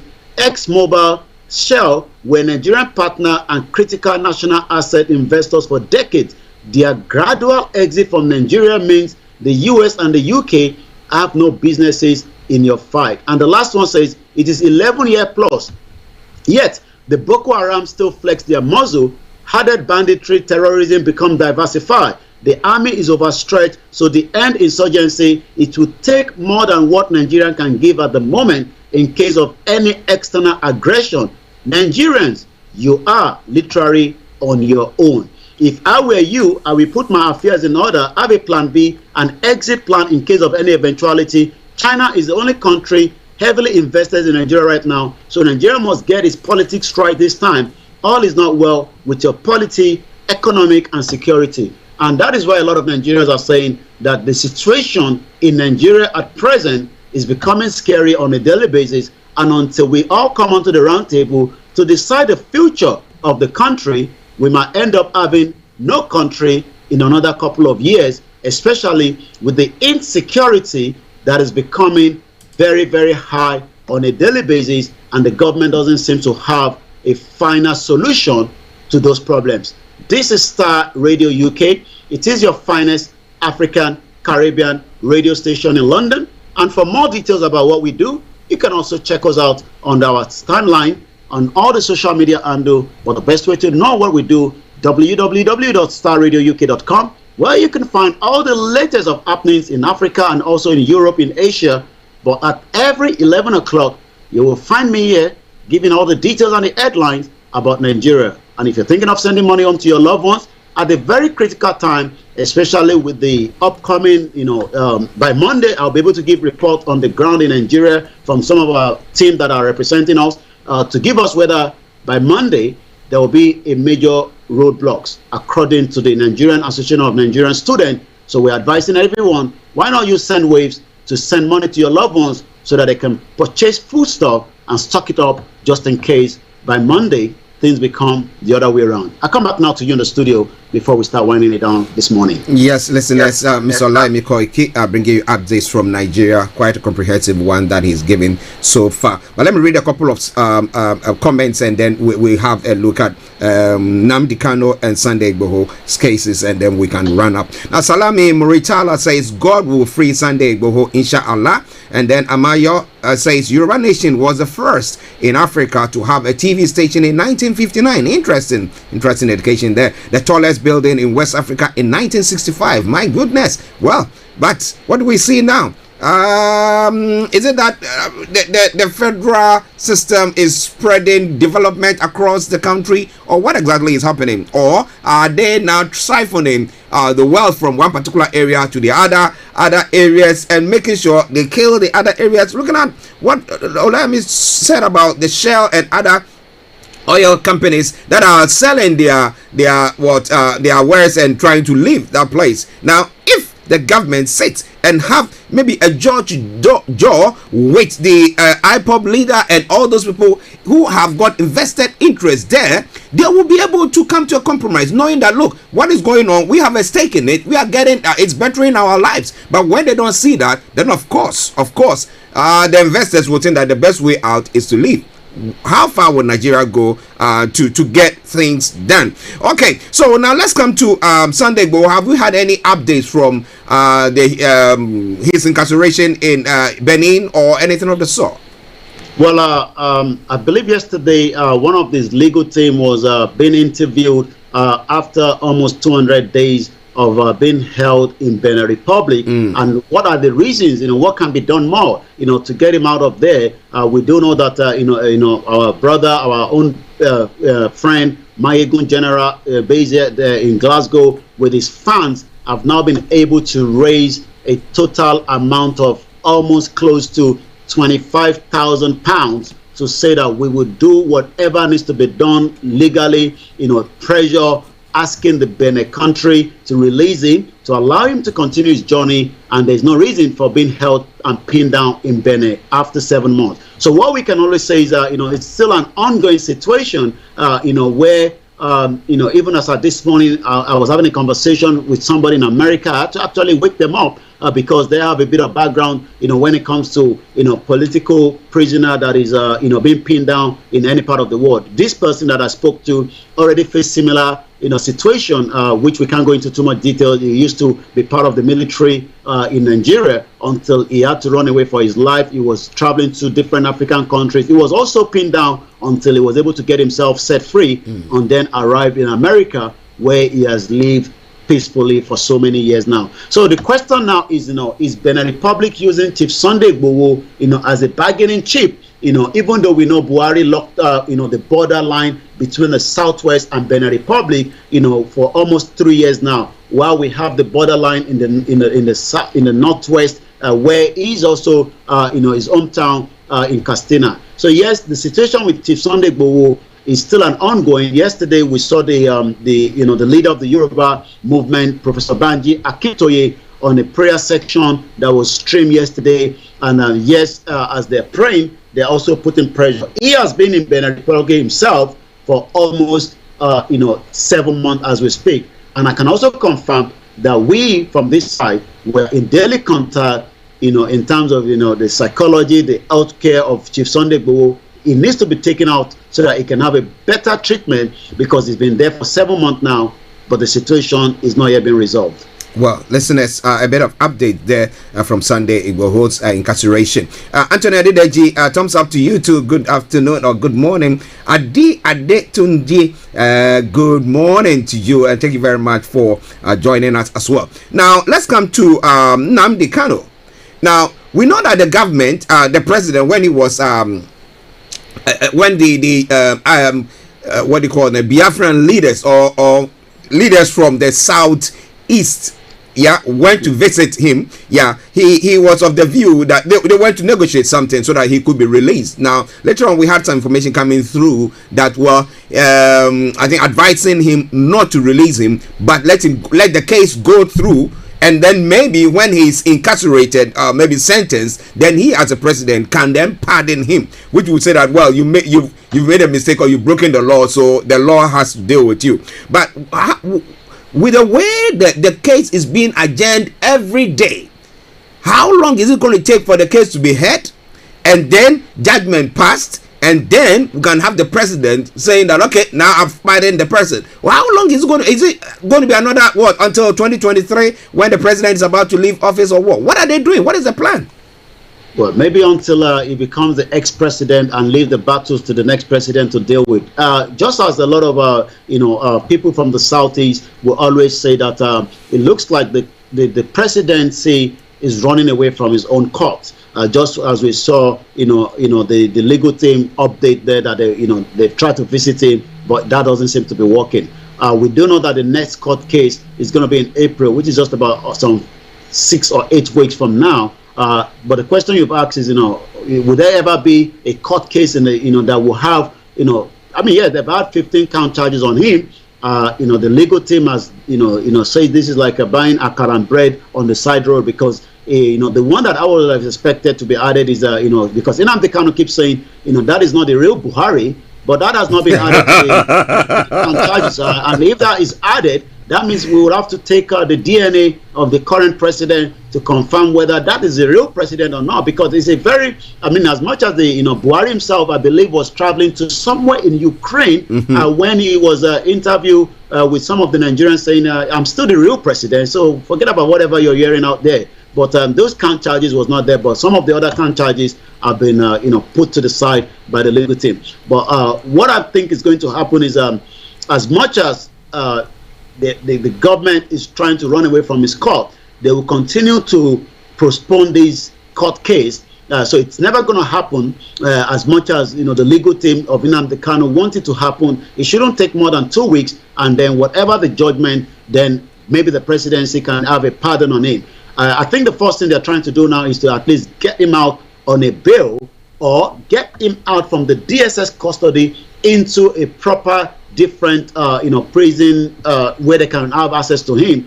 But it looks like the DSS knows the high profile of Nnamdi Kanu.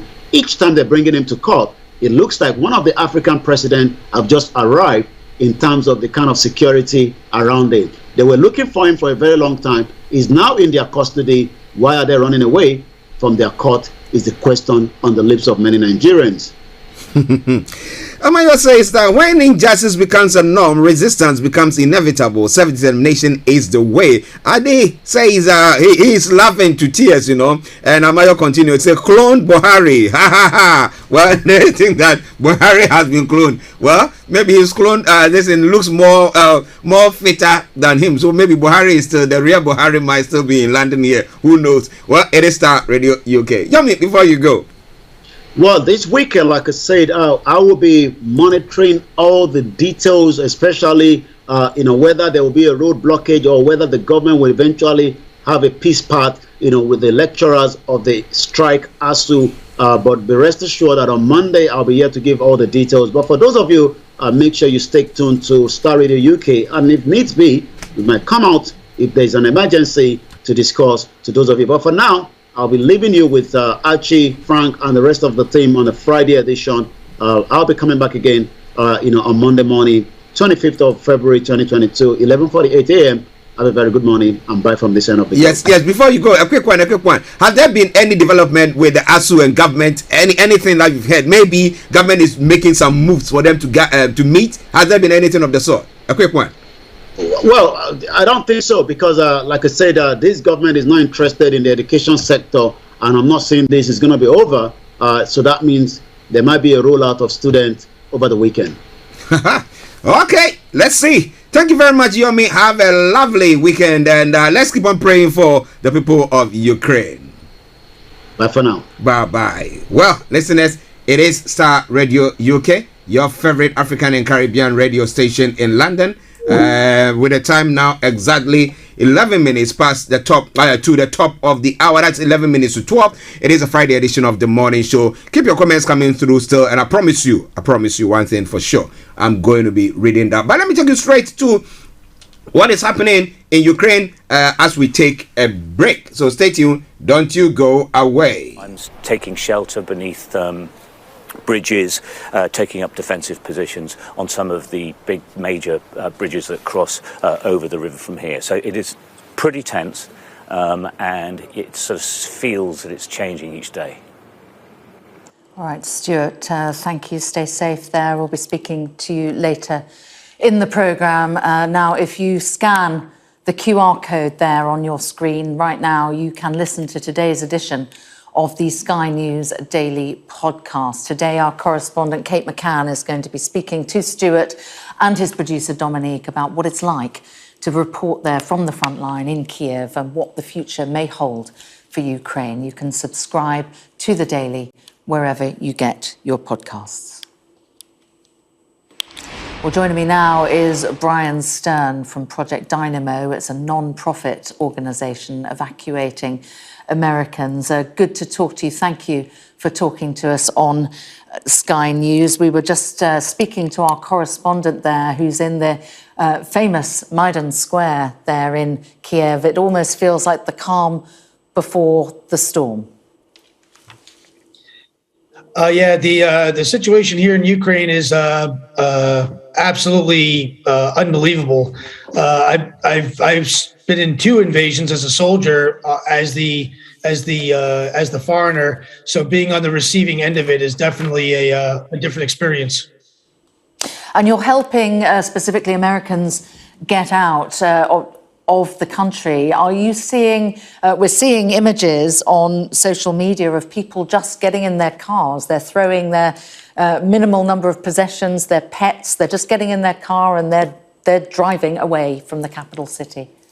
Absolutely. I'd say 2 things. One, Americans are a priority. We are an American non-for-profit rescue organization, projectdynamo.org. We are donor funded. And all the money goes right into the operation. So every dollar you give saves a life. But we don't only save Americans. We had our first big bus leave just about 20 minutes ago, crossing the Romanian into Romania, and we had Ukrainians on the bus. So we're not only American, we are only people, but our priority is Americans, though. That's fair, and NATO allies. And Brian, you're talking about buses going over the Romanian border there. How many options are there to get people out of the country? They're getting harder and harder every minute, and they're dwindling. They're also dwindling every day. So we were able to get. We were in Kyiv yesterday as the missiles were raining down on us. We activated our network. We got people on buses. We were rolling from the time the missiles hit.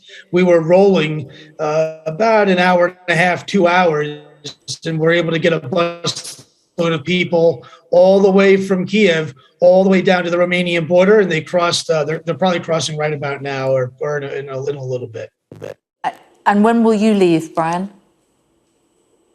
So we are limited purely by funding and the threat. So as long as we have funding coming in, we'll continue to rescue as many innocent people as we can. This is an absolute crime of humanity, what's going on.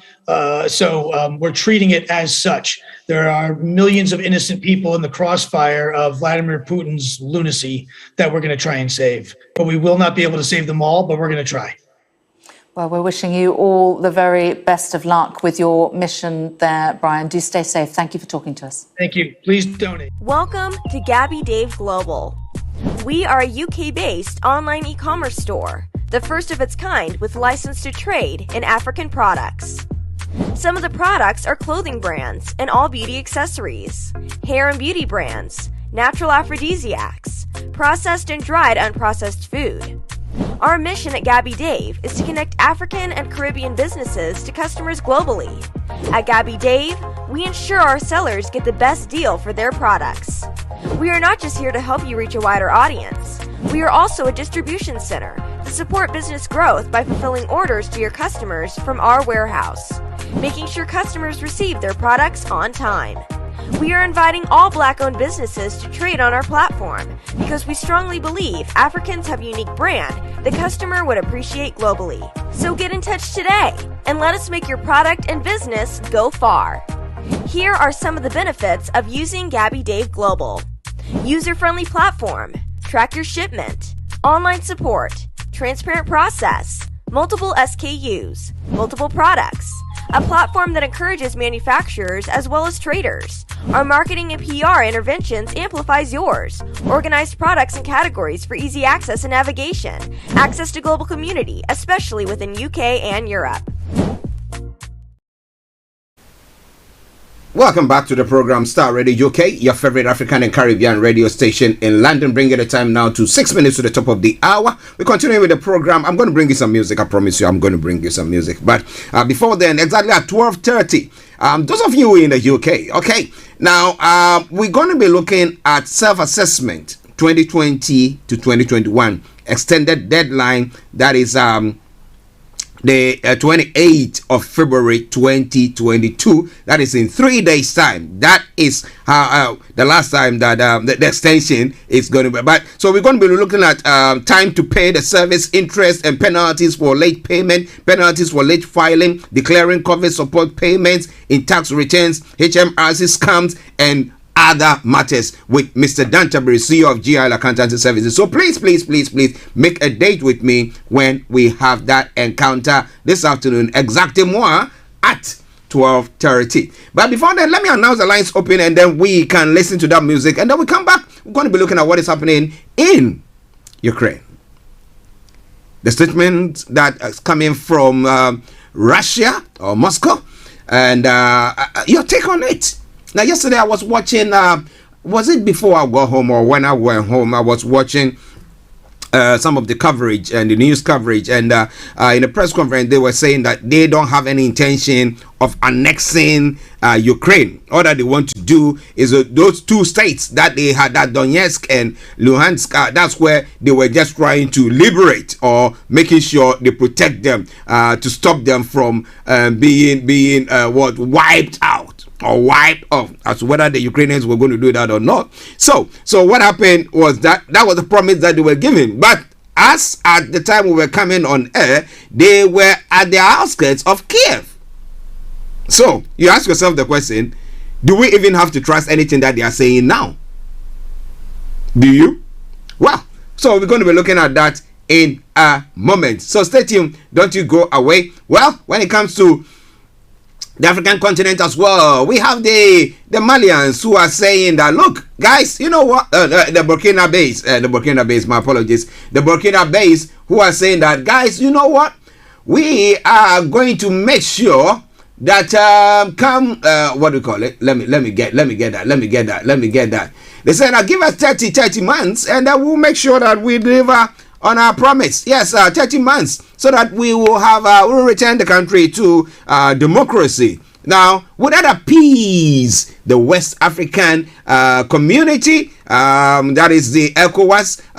Would that appease them for them to be reinstated into that body, or they would say, to hell with them? And then what? What do you think? We're going to be looking at all that in a moment. And the banter continues in the ruling government. Well, they're having a problem with the democracy, and the fact that they are virtually at par when it comes to parliament, and therefore they cannot get issues or things through. And now the banter seems to be against Adwoa Safo, as to whether she's been giving some money, and a lot more that's been going on there. We'll be looking at the government may not be able to pay salaries in the next 3 months. That's what Bagben is saying. So is it a ploy to force the hands of government into accepting that opposition to accept that we have to do something because it's the masses who are going to suffer? But what about the West? What about the West? What have they done with all the money? You know, before this government came into power, they went on saying that, well, Yatisikaso, I mean, we got lots of money sitting on it and we are hungry. You know, they came in, I don't know where the money, or I think the Mirage have sat on it properly. The money is now vanished. But whatever it is, we're going to be looking at all that. But if you want to join in the conversation, call us on 0208 133 2257 or 58 0208 133 2257 or 58. Okay, that's where, and those of you in the US, Canada, and the Caribbean area is 0017183032737. 0017183032737. You can text or WhatsApp us as well. 0753966174. 0753966174. Our Twitter handle is Starr Radio UK, and email address is info@starradiouk.com. Enjoy this song. It says, "So Much Trouble in the World," a cover version of Bob Marley's tune from Mitchell Brannings. Enjoy.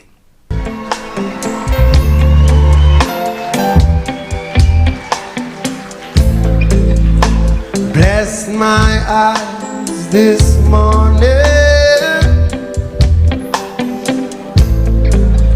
Jaja's sun was on the rise once again. Way earthly things are going. Anything. Yes, Starr Radio UK. Whilst you're enjoying the tune, as I said, we've got a clip of a conversation that the consulate in Ukraine, the Ghanaian consulate in Ukraine, has said about our release pertaining to an interview with one radio TV station back in Ghana pertaining to the students in Ukraine. What is being planned for them? So stay tuned. All this is going to be coming your way in the next few minutes. They don't care for you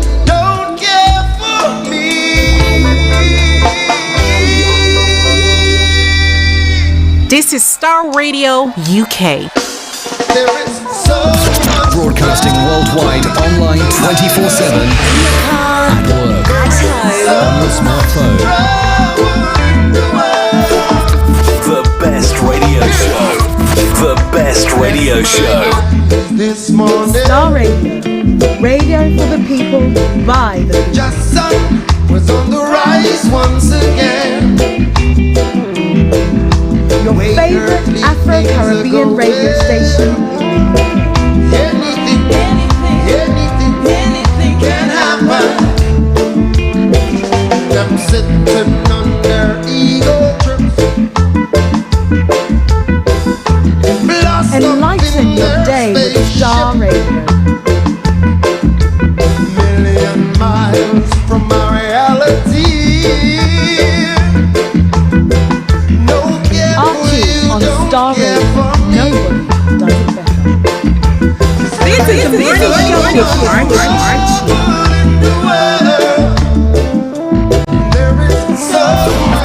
The best radio show. This is Starr Radio UK. So much trouble in the world. In your car, At work, at home, on your smartphone.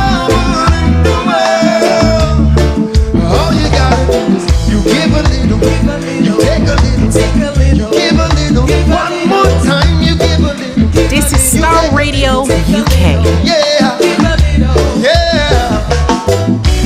So you think you found a solution, but it's just another illusion.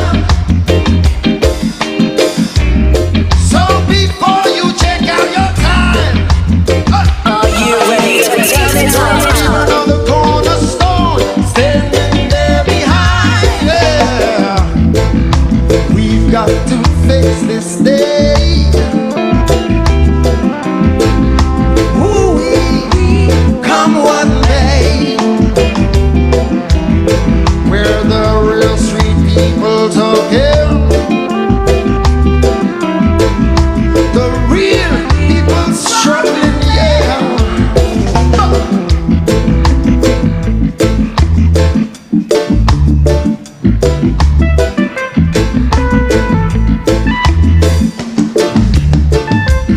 See them sitting on their time bomb. Now I know their time has come. What goes on up is coming on down. What goes around. That is the Roost Riders cover of Bob Marley's So Much Trouble in the World featuring Michelle Brannans. So much troubles, so much troubles in the world. So much troubles in the world. But what is the way forward? Jojo, exactly as we are doing here on Starr Radio UK, your favorite African and Caribbean radio station in London, with the time now 4 minutes past the top of the hour. So let's start from home here in the UK. What is happening? As I promised you, I'm going to bring you more of what is happening in Ukraine. Now, UK troops will not fight against Russia. That's what the Defense Secretary is saying. Defense Secretary says Britain will not be directly involved, but it's supporting Ukraine forces. How is it going to do that?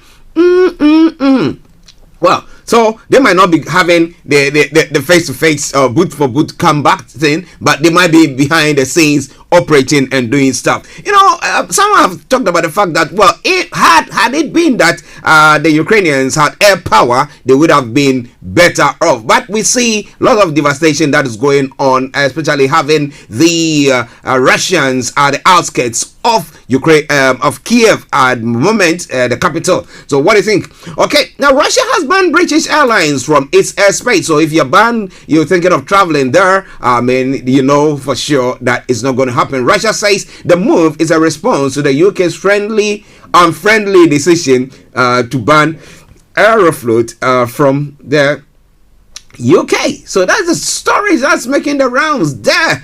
And that's quite a worrying issue there. Because when you talk about repatriation, if you want to, repatriate people from that part of the world, how are you going to do that? Especially when you have one of the main vehicle operators to do that being banned from operating there. So virtually, if you fly there, you're going to be having the Russians doing as they did when they were annexing Crimea. Okay. It is Star Radio UK, your favorite African and Caribbean radio station in London. Now, in line with that, charities have urged the UK to welcome thousands of refugees from Ukraine, matching the effort made after the 1990s conflict in the former Yugoslavia. The UK should play a leading role in providing the sanctuary. Save the Children and Amnesty International, among others, said in a letter to the Times. The UN warned 5 million people could be displaced by Russia's invasion. The Home Office said its priority was British nationals and their families, but it said it will work with international partners on issues, including migration, as the situation develops. As the Russian assaults rage on with missile strikes, explosions, and clashes between civilians and military fighters, thousands of Ukrainians were trying to flee the country, but they faced heavy traffic jams, and bus and train services were overwhelmed as well. A very, very sad story. If you have any prayer to pray for Ukrainians today. Pray for Ukrainians. Continue to pray for their safety. All right. Now, one other story that's made the rounds that actually, women that will interest most women, or not even women per se, but anyone who has been raped or had gone. That situation has happened. One of the stories that they will look at or that will appease them, specialist courts dealing solely with rape offenses, are needed to reduce large case backlog and reduce the victim's trauma. Watchdog reporters urged. He said the Deputy Prime Minister Dominic Raab is taking advice on the feasibility of such courts. Now, victims of rape are being failed by a system beset by delays and poor communications. The report by the Police and Prosecution Service Watchdog says one victim told the artist her court experience had been horrendous. Now, the report by HM Inspectorate of Constabulary, HM Crown Prosecution Inspectorate, highlights that in England and Wales, an average of 706 days elapsed from the date of reporting an offence to a case reaching court. Now, communications with victims are often poor, particularly once someone had been charged. In more than half of the cases, the inspectors looked at trial dates were postponed without notice. Now, another victim recalled 21 court delays, mostly with 24 hours notice, and the case, which was expected to last 4 days, ultimately took 10 months. All this contributes to successful prosecutions of rape remaining unacceptably low, the inspectors argue. Now, they say the report focuses on figures for the year to March 2021, which shows 52,207 cases of rape were recorded by the police, but charges were brought in only 3,144 cases, and just 1,109 resulted in a successful prosecution. Well, you can't say that because it has been reported, that means that it's true. No, you can't say that. It has to be proven. Okay, so if the courts can prove it, or there's not enough evidence for that, would you blame? Unless, of course, the police are not doing diligence to the investigation, and therefore that's making people get away with a crime that they've committed. But if not, and they are doing their best, and they find out that well, this is something that we don't have enough evidence to prosecute the case, then why do we blame them? But I think that having a special court to deal with that might help. But that means that if anybody said that you are supposed to go to that court, especially when we know that we talk about the fact that, look, people should,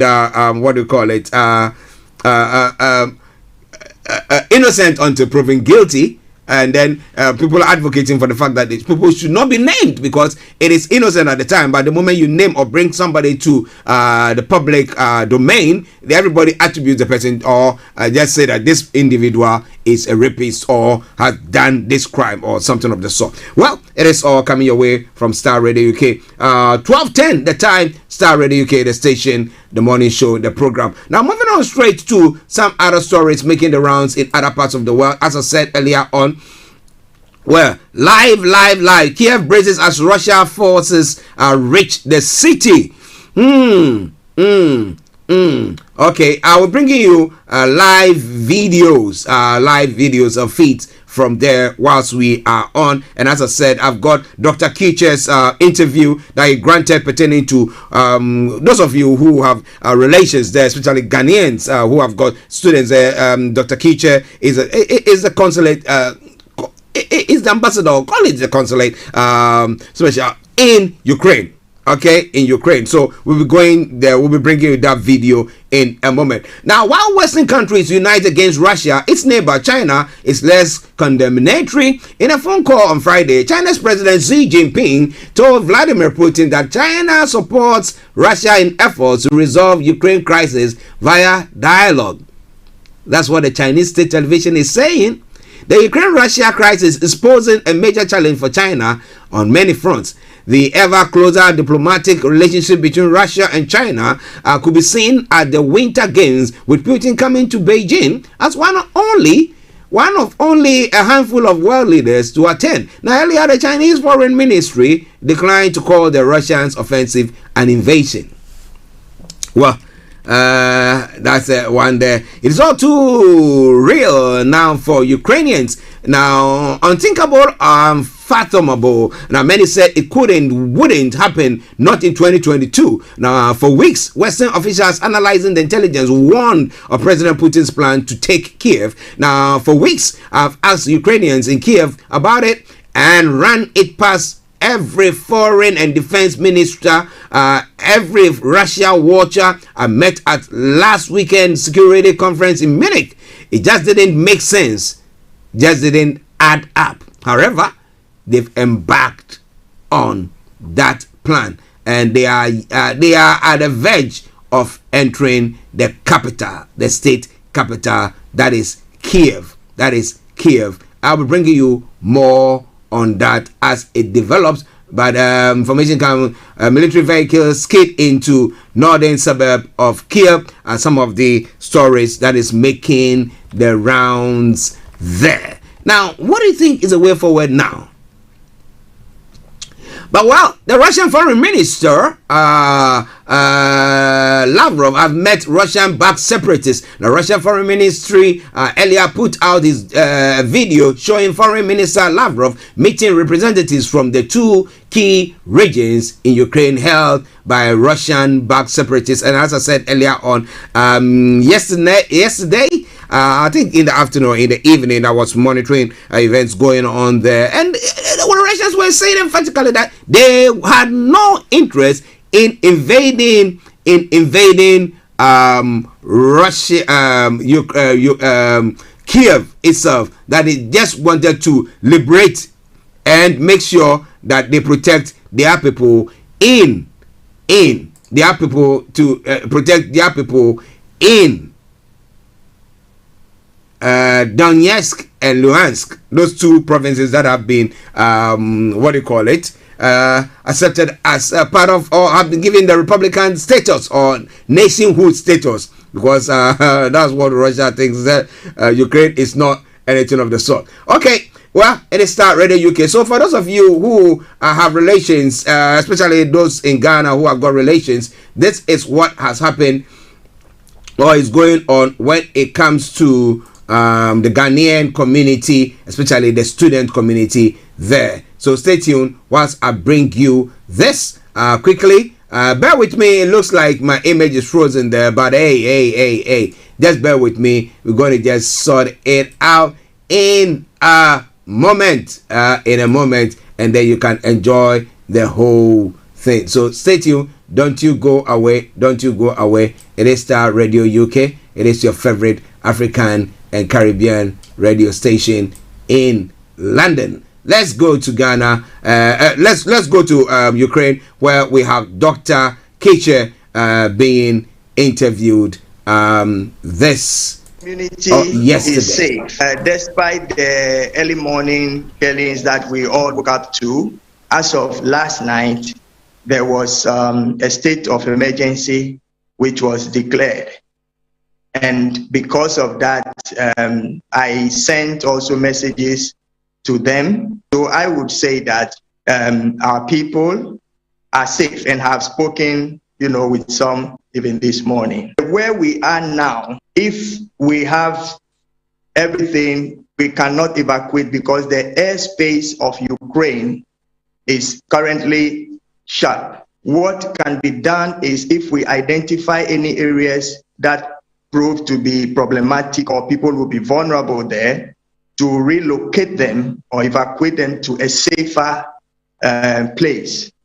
But we had all this in plan, knowing, things would develop. So already the mission and the ministry was working on the modalities to get, the students out. And we woke up to this.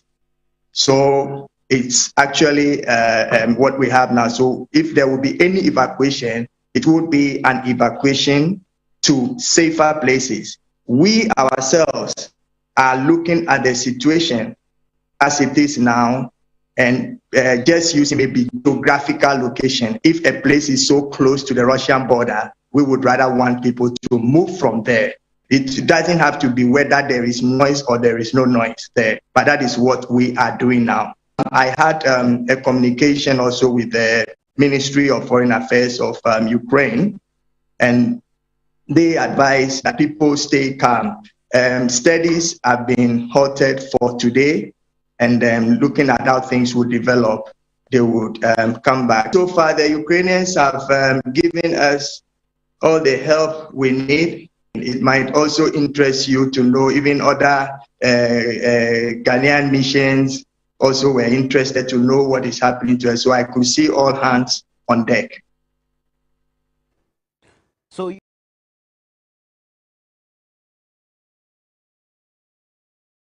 yes, so that is Dr. Kecha's statement on the Ghanaians' situation with the Ghanaian students on the ground in Ukraine at the moment. That was granted yesterday. We're doing our best to get him on. Hopefully, over the weekend, we should have another interview with him, a direct one from Starr Radio UK. Kojo is working assiduously on that to get that communication through for us. So once we have that, we will have Dr. Kecha's live interview on the show. But let's go straight to Kojo, who has joined in because we'll be going to our money man at 12:30. So Kojo, let me say good afternoon to you. Yeah, good afternoon, Archie. Yeah, how are you doing, sir? We're all right. Yeah. I hope we are not on the brink of a third world war. It's quite worrying. It's quite worrying. And I don't know the way out, because it looks like Ukraine is going to be overrun by the Russians, because the might of the Russians, I don't think the Ukrainians will be able, especially when the Western world, knowing the threats that as of yesterday Putin was putting across, I'm going to do that, and especially now that they have even control of the Chernobyl area as well. So it makes it quite scary for anybody to do anything. So I don't know the way forward. I think that we have to look at ways of maybe getting these people from Ukraine, if they need to get out of there, to go to some of the neighboring countries there. I mean, the issue now for evacuation is quite difficult for several countries, okay, because Ukraine has been attacked from all fronts, with the exception of Poland, the West, which is sharing a border with Poland, which everybody is heading towards that side. They can go down to Moldova, which is also further down the west. But there again, there are some Russian troops too over there. So it is a very, very, very tricky situation to be in. And the thing why several countries are in a rush, especially African countries, want to evacuate their people out as soon as they can. You can see the reasons for that, really. You can see that Ghana and Gabon, who are the two members of the Security Council of the United Nations, have already condemned Russia. Yeah. Yeah. So, and the AU had also condemned Russia in a mild tone than Ghana and Gabon. And you can also see South Africa that even have investments in Russia and vice versa, Russia investments in South Africa. Yeah. They've also gone to town with condemnation of what Russia has done.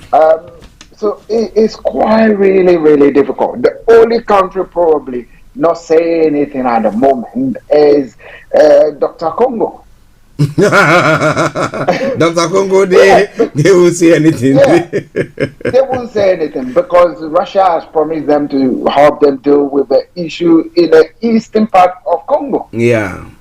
So they've gone quiet, and obviously Sudan is also done a visit. The president has visited Russia in the midst of all this, so you can see where the alliance are drawing. But even with the West African countries who were relying on Russian support, like Mali and Burkina Faso, they've also gone quiet. Yeah. And you can really understand why it's become a geopolitical thing. Because for West African countries, they do not to encourage coup d'etats. They do not want to encourage puppet government. And for what they are seeing in Ukraine, it really resembles that kind of thing. And you know, West African countries are vehemently the charge being led by Ghana to condemn all military coups in the continent. So, and if they see a resemblance of what exactly is happening in Ukraine, where a puppet regime is likely to be installed, what would they do? They look back at their own backyard and they think, wow, something can also happen here. And a more powerful nation can just come and remove a president and install their own puppet government, or use the military to install a puppet government. The military will do a coup d'etat and it becomes a puppet government for maybe Russia or whichever nation is. So the situation is really dicey for everybody. And the reason why Western countries will not enter into Ukraine is simply because they don't want to get involved in a global conflict. They don't want to. A third world war. They don't want to. And they are trying to be incredibly tactful, even in the language they use. But at the same time, while they were being tactful in the language and everything they've said, they have been sleepwalking into all this. Yeah, because, I mean, I heard the Latvian Deputy Prime Minister was extremely angry. Extremely angry and very upset. Right? Because he said, after 2014, Ukraine wanted to join NATO. Ukraine and Georgia wanted to join NATO. And obviously, you know what happened. The Russians were not happy, and Western countries didn't want to be seen as, not pleasing Russia, because they want to bring the Russia into fold. But they who had grown in the East were much aware that no matter what you do, you're not going to please the Russian government. And they kept encouraging Western countries to allow Ukraine to go into, at least Ukraine to be a NATO country. But he said Germany, he literally went to town naming the countries who were opposing it. He talked about Germany. They're talking about they said British Britain was the country that was pushing for them to be accorded that status, but they didn't allow them. Britain could see what was going to happen. But Germany, because of the pipeline going into Germany, and Germany controls the EU. So whatever the direction Germany spears the EU, it will go. And Italians join them. Obviously, the French will stay quiet for a while because they don't want to upset the Germans. So you can see this was going to happen. This was coming. So what are they going to do now? Nobody knows. How are African countries even going to evacuate their nationals? It's or going to be other difficult. nationals? It's going to be difficult. It's going to be difficult. But last night, I was on a long chat with Dr. Kojo, whom you just played. Yeah. I mean, we're trying to get him to do an interview. A live interview, yeah. Yeah, but the situation is such that he is coordinating with the Ukrainian Foreign Ministry and at the same time coordinating with the Ghana Foreign Ministry and trying to assure every student and every Ghanaian registered with the consulate what the plans are. And they are scattered all over the country. Ghanaian students are scattered in various universities in the country. Ghanaian nationals are all over the place. So how do you get all these people together and come to one place? He told me the government is prepared to do an evacuation, but how are they going to do the evacuation? That in itself is a challenge. And to do even that evacuation, Ukrainian authorities have to be involved to help them evacuate. The airspaces are closed, so where are they going to fly from? It has to be a closest neighboring country. Yeah. And everybody is heading towards the same border. Yeah, so it's going to be chaos. It's going to be chaos. It's a terrible thing to see even some of the scenes. Tanks driving through residential areas. Yeah. And I said, my God, this is like a movie. Yeah, just like a movie, a serious one. There's no way out for these guys. But according to some defense analysts, when a tank is driving through residential areas, that is where the tank is most vulnerable. Yeah. The defense secretary did say that this morning. Yeah. But the thing is that who wants to fight? Yeah. It looks like I think that people. I think that not fighting. Yeah. Because nobody wants to die. And I think it's going to just be a huge refugee crisis. Oh, definitely. Right in Europe. Yeah, they're talking about 5 million. It's kind of 5 million refugees going to come up now. So how do we deal with it? How is anyone going to deal with this? I mean, it's such a difficult time for the whole world, if I put it bluntly.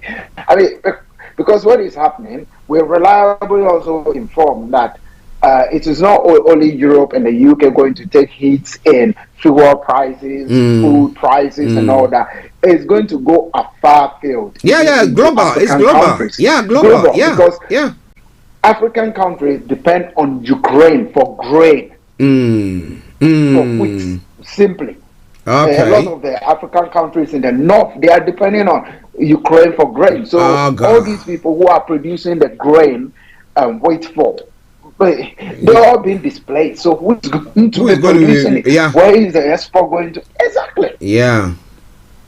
So Ukraine is not only geostrategically positioned when it comes to fight between the East and West, but it's also feeding a huge chunk of grain. Will have repercussions, although UK doesn't buy anything from Ukraine in that sense, but some African countries are buying.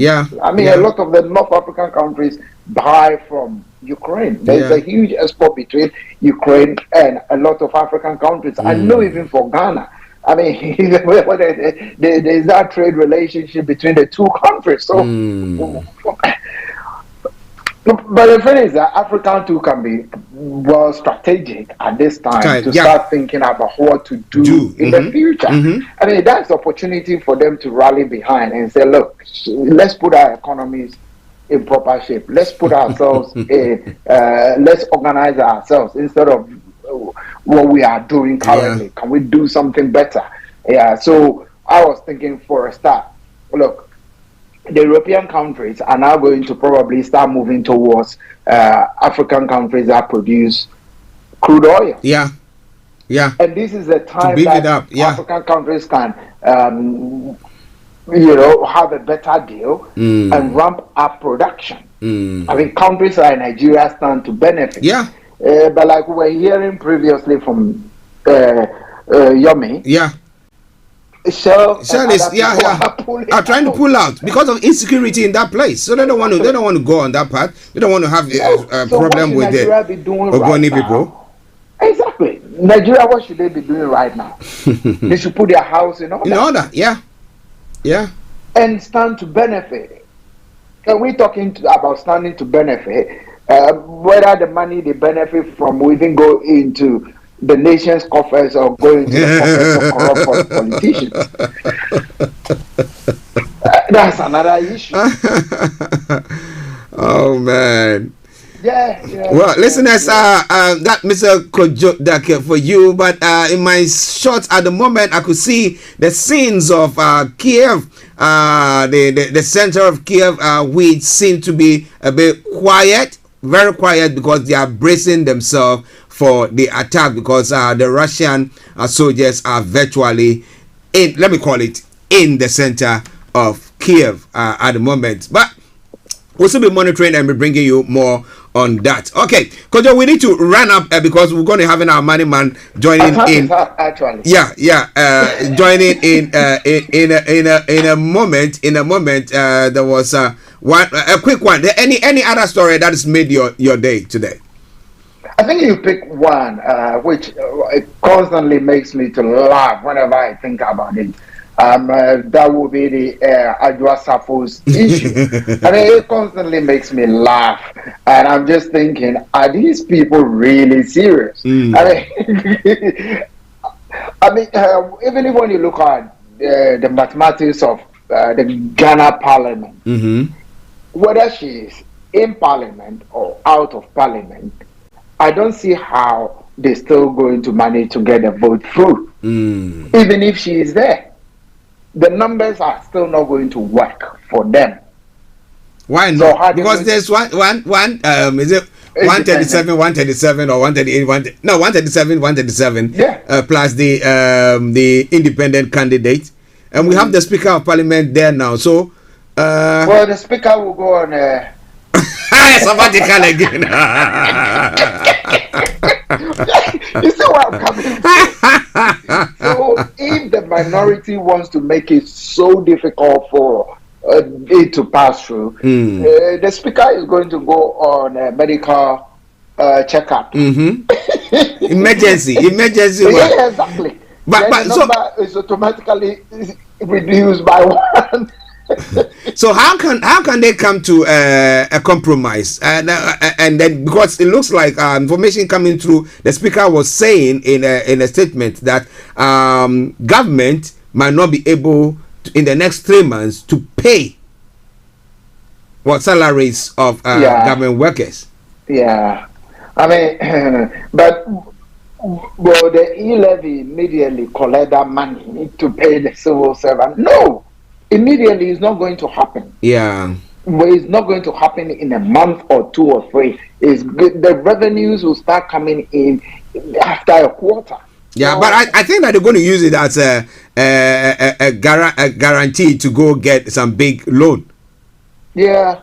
Whatever they want to do, I think they should have a plan B. I mean, e-levy shouldn't have been what was going to always be what is solving the problem. They should have had a plan B in place. That look, if we put an e-levy through and it doesn't go through, what plan else do we have? I mean, and now that Kennedy Agyapong and Co are talking about 120,000 private jet for somebody to come down and vote. Yeah. I think this is really dirty politics. I think this is politics of manipulation, politics of buying people's votes. Yeah. That is why I describe it as dirty politics. Yeah. I mean, you're buying somebody's conscience, irrespective of the condition the person was going through. The person had a medical emergency, not just her. She lost a child, she had pregnancy, miscarriage, her own child was not well. I mean, and you still wanted the person to come and vote to see something through. You get her onto a private jet, and that even brings up so many questions.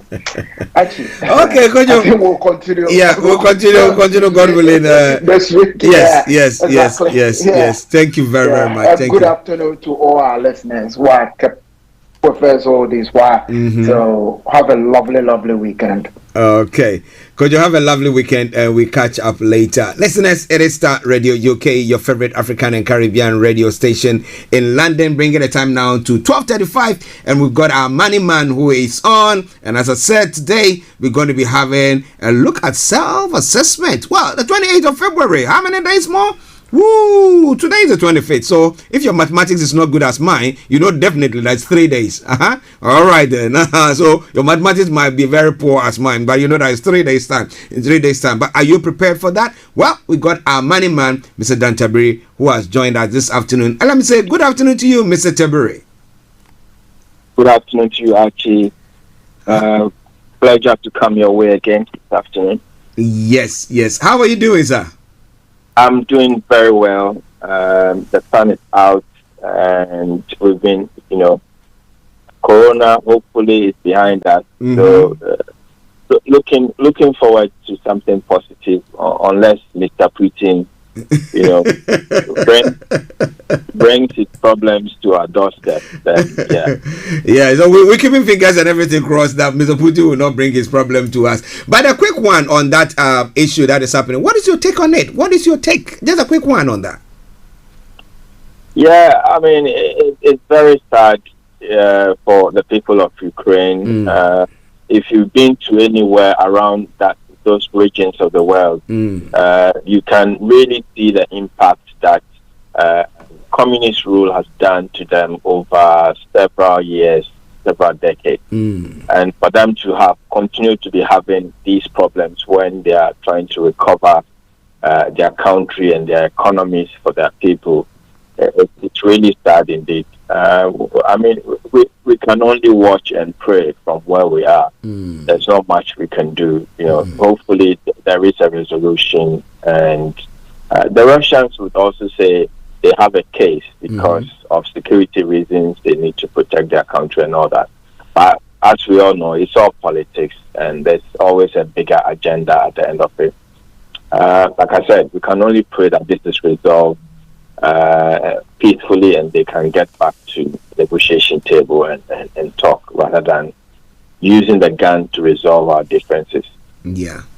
Listeners, Mr. Dan Tabiri's take on the issue that is going on in Ukraine at the moment. But what is your take about it? But it's now time for us to have a look at the issue that we are discussing today on the Money Hour, that pertaining to self-assessment 2021. The extension there is it up to the 28th of February. Yes, so 3 days on and it will be over. But Mr. Tabiri is going to talk to us about that, and then we can go through the paces from there. Over to you, Mr. Tabiri. Yes, so we all know what is happening over there in Ukraine at the moment. We know the impact that is going to have on us. We discussed a couple of weeks ago regarding high cost of living and the impact that is also going to have on our gas prices, including our consumer gas prices at home, fuel at the pumps and all that. So we have to brace ourselves at this time. We have self-assessment to also complete in the midst of all these. And as you are aware, a couple of months ago or so, I think it was last month, because the deadline for filing self-assessment was extended from the 31st of January 2022 by the Chancellor to 28th of February 2022, giving us a month extra time to file because of all the challenges that people have gone through with COVID in particular. So the deadline is now upon us and it's 3 days away. So if you haven't filed your tax return for your self-assessment tax return for 2020-21, you've got 3 days to file. 3 days to file. Otherwise, £100 penalty will be landing at your door if you do not file this return. If the return is not filed after 6 months, then the daily penalty regime kicks in. If you haven't filed your return after 6 months, £10 per day, and HMRC can charge you £1,200 maximum for not filing your tax return. So it's important that people, if you have any tax return to complete, HMRC are estimating that about 1.5 million people have still not completed their tax return. As at end of January, 10.2 million people had successfully filed their tax returns. So there are still a lot of people needing to file tax returns, and they need to do it as soon as possible. Okay, listeners, Mr. Tabiri, for you, we are looking at, as I said, yes, self-assessment. The government gave us a month break, but it's now 3 days on, and it is all over. So have you filed it? It said about 1.5 million people have not done that. Are you one of them? Huh? Do you have a problem? Do you know what to do? Or you are being challenged, you don't know what to do on that front? Then please get in touch with Mr. Dan Tabiri, ASAP, GIL Accountancy Services. Well, you have to pay an arm and a leg, but I know that if you say Starr Radio UK, he's going to advise, he's going to give you a rebate there. So make sure you contact him once the discussions and everything is over. Even if you can send your mails in right now, you can also do that, and he will see to address it. Okay, so the time to pay. If you have filed it, what time are you supposed to pay that? Yeah, so again, the government has granted us an extension to the time for people to pay their self-assessment. The tax for 2021 was also due payable by the 31st of January 2022. Now, this has been extended again to the 28th of February 2022. And HMRC are saying that if you haven't paid your tax by the 28th of February, then you need to make arrangements for time to pay. And they have set up a time to pay service where individuals can log in and spread the payment of your tax by yourself. You can set it up yourself through the government gateway portal. So this time to pay service means that you don't have to phone HMRC to say, all right, my tax bill is, let's say, £1,000, and I would like to pay it over 6 months. So if you go through this time to pay service, you will be able to set a payment plan to pay the taxes that you owe to HMRC. Okay, so excuse me, you're talking about a payment plan, so not necessarily paying the whole sum, but they are giving us the option to pay, maybe if you don't have the means to pay it in installments, is it? Correct. So if you can't pay the whole of your tax by the 28th of February, then you can take advantage of this time to pay arrangement to spread the cost of your tax bill. Okay. Over a number of periods that suits you and suits your budget. Okay, that's a good one. That's a good one to hear. Go on, sir. Yeah, so there are also people who cannot use this time to pay service are people who have a tax liability of more than £30,000 to pay. Oh, okay. If you fall within this category, then you would need to phone the self-assessment payment helpline.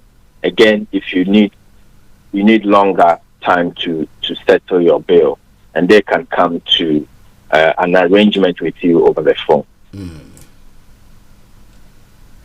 All right. Listen to Starr Radio UK. Now, interest and penalties for the late payment. I mean, people have maybe one way or the other. They, as we're saying now, people trying to get in touch, and for any apparent reason, they've not been able to file it on time. Now, can you talk about the interest and penalties for the late payment there? Okay, so there's penalties, £100 penalty for not filing your tax return on time. So if you do not file your tax return by the 28th of February, which is the extended deadline, then you can expect to receive the minimum £100 penalty. And like I mentioned before, this increases after 6 months if the return has not been filed. Okay. Then you are liable for the daily penalties, because the daily penalties then kick in at £10 per day until you file your tax return, up to a maximum of £1,200.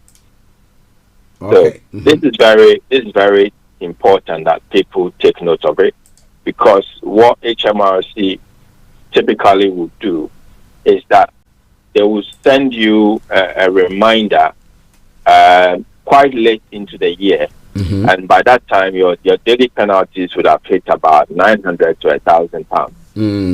And so you need to really be on the ball with this. That is the late filing penalties. On top of that, you are also liable. HMRC will charge you a penalty of 5% if you haven't paid your self-assessment tax bill by the 28th of February deadline. And they have also granted an extension up to the 1st of April 2022 for you to be able to make this arrangement. So there are two things here. If you can't pay your penalty on your tax on time, you have up to the 1st of April 2022 to make a time to pay arrangement. Otherwise, you would be hit with a 5% penalty for non-payment of your tax on time. Okay, so that 5%, not to cut you, please. The 5%, is it a total sum on the tax that you're supposed to pay? 5% or that, or 5% of what? Yeah, that's 5% of the tax that you were required to pay. Okay. And also to note that with regards to interest, HMRC, even though they've extended the time to pay arrangement to 1st of April, the interest will start accumulating from the 1st of February 2022. So there's no extension granted on waiver of interest on any late penalties. Okay, listen, let's start Radio UK, the Money Hour with our money man himself, Mr. Tabiri, CEO of GL Accountancy Services. As I've been saying, if you have any issues, please get in touch with him ASAP, because you have only 3 days more to file your self-assessment tax, which if not, we are going through all the penalties and all the stuff that you have to face if you fail to do so. Okay, now let me say good afternoon to Shina Yusuf, who is also joined us as well. Shina, I hope you are doing very, very well. If you are listening to us from the UK, then this applies to you if you are self-employed. All right then. Okay, so let's go back to Mr. Tabiri for some more on this issue. Over to you, sir. Yeah, so those are the penalties applicable to self-assessment tax return. Also important to note that if you're filing your tax return, you have to make sure that you include on your tax return any self-employment income support schemes which you received during the year. Is included in your tax return. HMRC are checking these because the grants that were received were treated as income, and these are taxable. So you have to make sure you include these. Otherwise, HMRC may be charging you penalties for negligently filing incorrect tax return. Similarly, if you're a business, if you're a self-employed business, you employ people or you claim on the coronavirus job retention scheme, you would have to also declare these on your tax return. Although in respect of the CJRS scheme, these are not taxable, but HMRC would want to see a declaration of how much you claim to make their use it for their own assessment to see what the benefits that they extended to individuals and businesses during the pandemic are. So these are very important declarations that you have to make sure you make on your tax return. Okay. Listeners Starr Radio. Yeah, go on. Yeah, then also HMRC are highlighting, especially around these times when tax returns are due and people are expected to make payments to HMRC, we have the threat of online scams, online and telephone scams. So HMRC is highlighting this for people to be very much aware of what is happening. So you might get a text message to say that you owe HMRC some tax, and therefore you need to call this number. Otherwise, we are coming for you, or we are sending police to your door. You can get voice messages, emails. Let's just be aware at this time that these scams are out and about, and to make sure that we do not fall foul of them. HMRC are advising that if you receive any threatening letters, any threatening emails or text messages, it is not the style of HMRC to do that, and you should report these scams so that they are made aware, and people can be made aware of the dangers out there and avoid people being scammed out of their money. So that is the issue. You could also be receiving emails or text messages asking you to offer or give your bank details to receive tax refunds or rebates or grants or any form of assistance that you are due for one reason or the other. Please be aware these are all scams. So we need to be very vigilant and to avoid falling foul of these bogus phone calls and scams.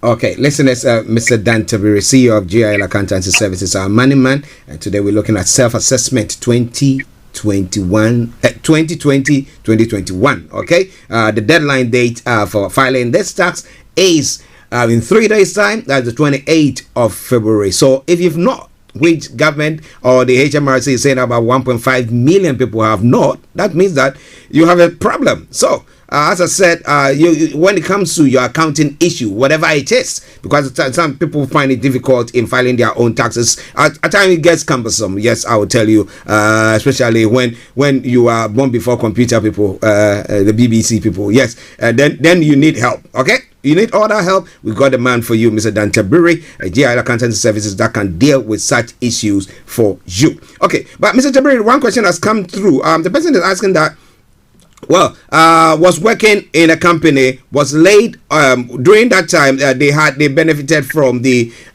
is it the COVID. The payment that was being given to them, I don't know how he's termed it, but okay, yeah, job retention scheme, yeah, was given to them. Okay, then after that, after a couple of months, then they started their own business. That was in 2020. Okay, so they're asking, do they fall into this tax category where they have to now file this tax, or when are they supposed to do that? Yeah, so if you started your self-employment business anytime before the 5th of April 2021, then you were required to register with HMRC as a self-employed person and declare your profits in your self-assessment return for 2021. If your business started after the 5th of April 2021, then you will be required to file a tax return in the 2021-22 tax year, which is the current tax year, and that will be due in January 2023.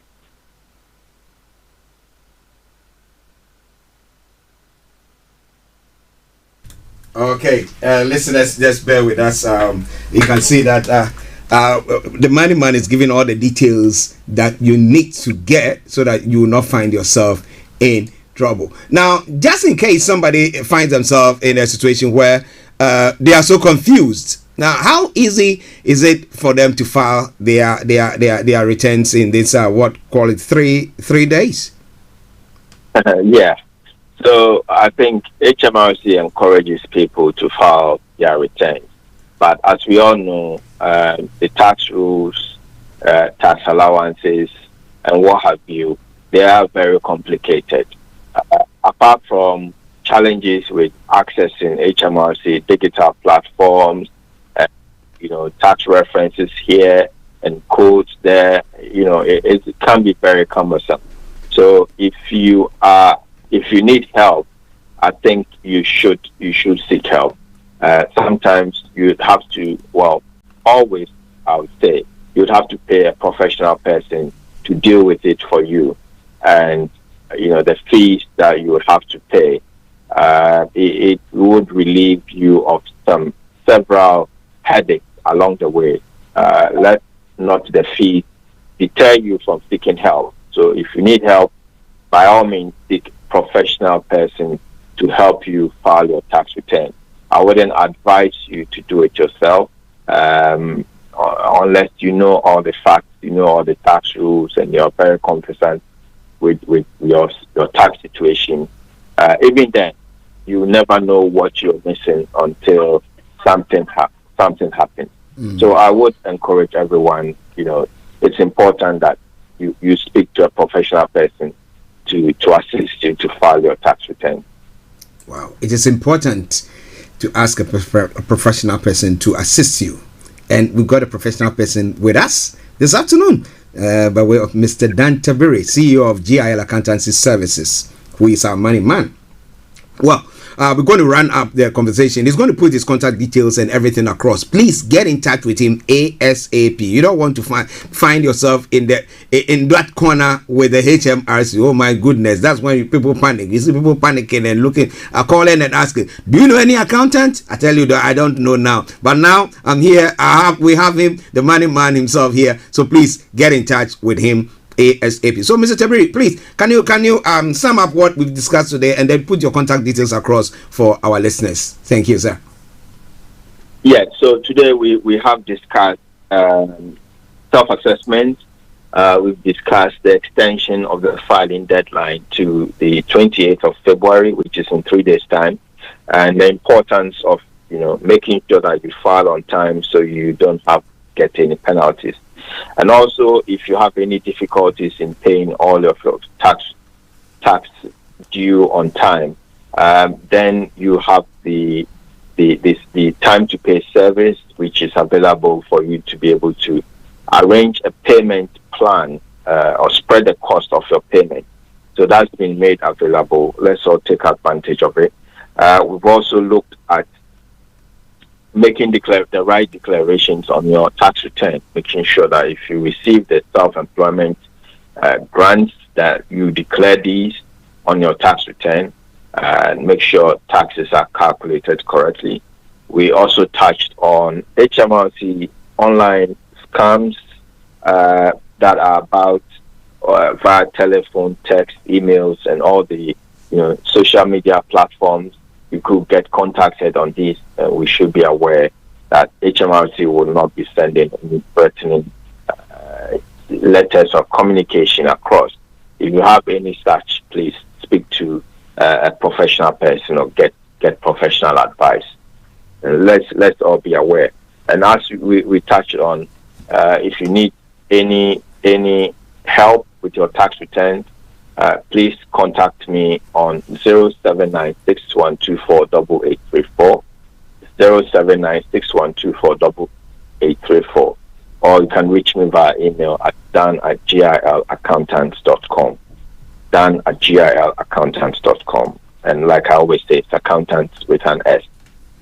Well, Mr. Tabiri, let me say thank you very, very much for this wonderful education when it comes to our self-assessment. So if you have not filed yours yet, please get in touch with him. The number again, 07961244834, 07961244834, or you can email him at dan@gilaccountants.com, dan@gilaccountants.com, accountant with an S.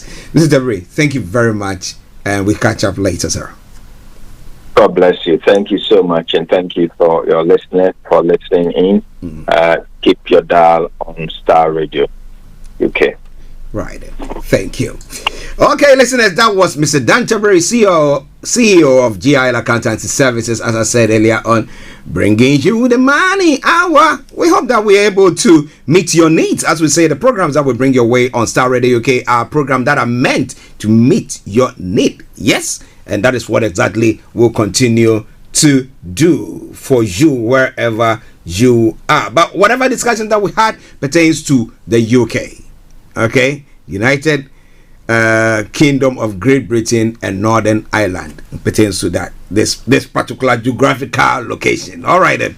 Okay, so don't go and use it if you're in Nigeria or in Ghana. No, it wouldn't apply. Or in Europe, elsewhere, no, it wouldn't apply. So please be warned. But if you have any issues, maybe you have one other things addressed for you, international, wide, it doesn't matter. He is an expert or the firm, GI Accountancy Services, they can boast of having the best brains when it comes to accounting and financing. All right then. So this is where I bring the program to a close for today. And hopefully we pray, keeping fingers and everything crossed, that lives will be saved, and the Ukraine being overrun by the Russians, maybe we'll stall, and then maybe come Monday everything will be okay. But if not, we pray that they keep themselves safe and let peace prevail. So on that note, let me say thank you very much once again. This evening, Afia Sewa Kojo will be coming your way with the Afia show. And there's going to be lots of music this afternoon as well. So I will say it once again, stay tuned, don't you go away. It's been me, your one and only Archie, saying have a top of the day. But thank you very much to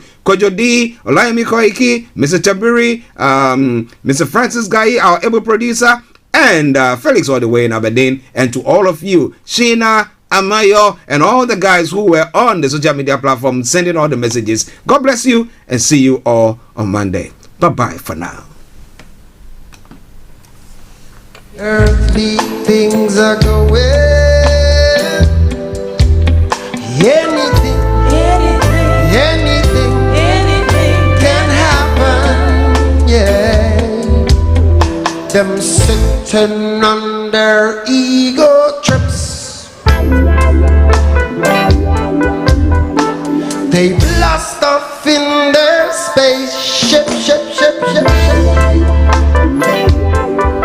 Million miles from our reality. They don't care for you, don't care for me.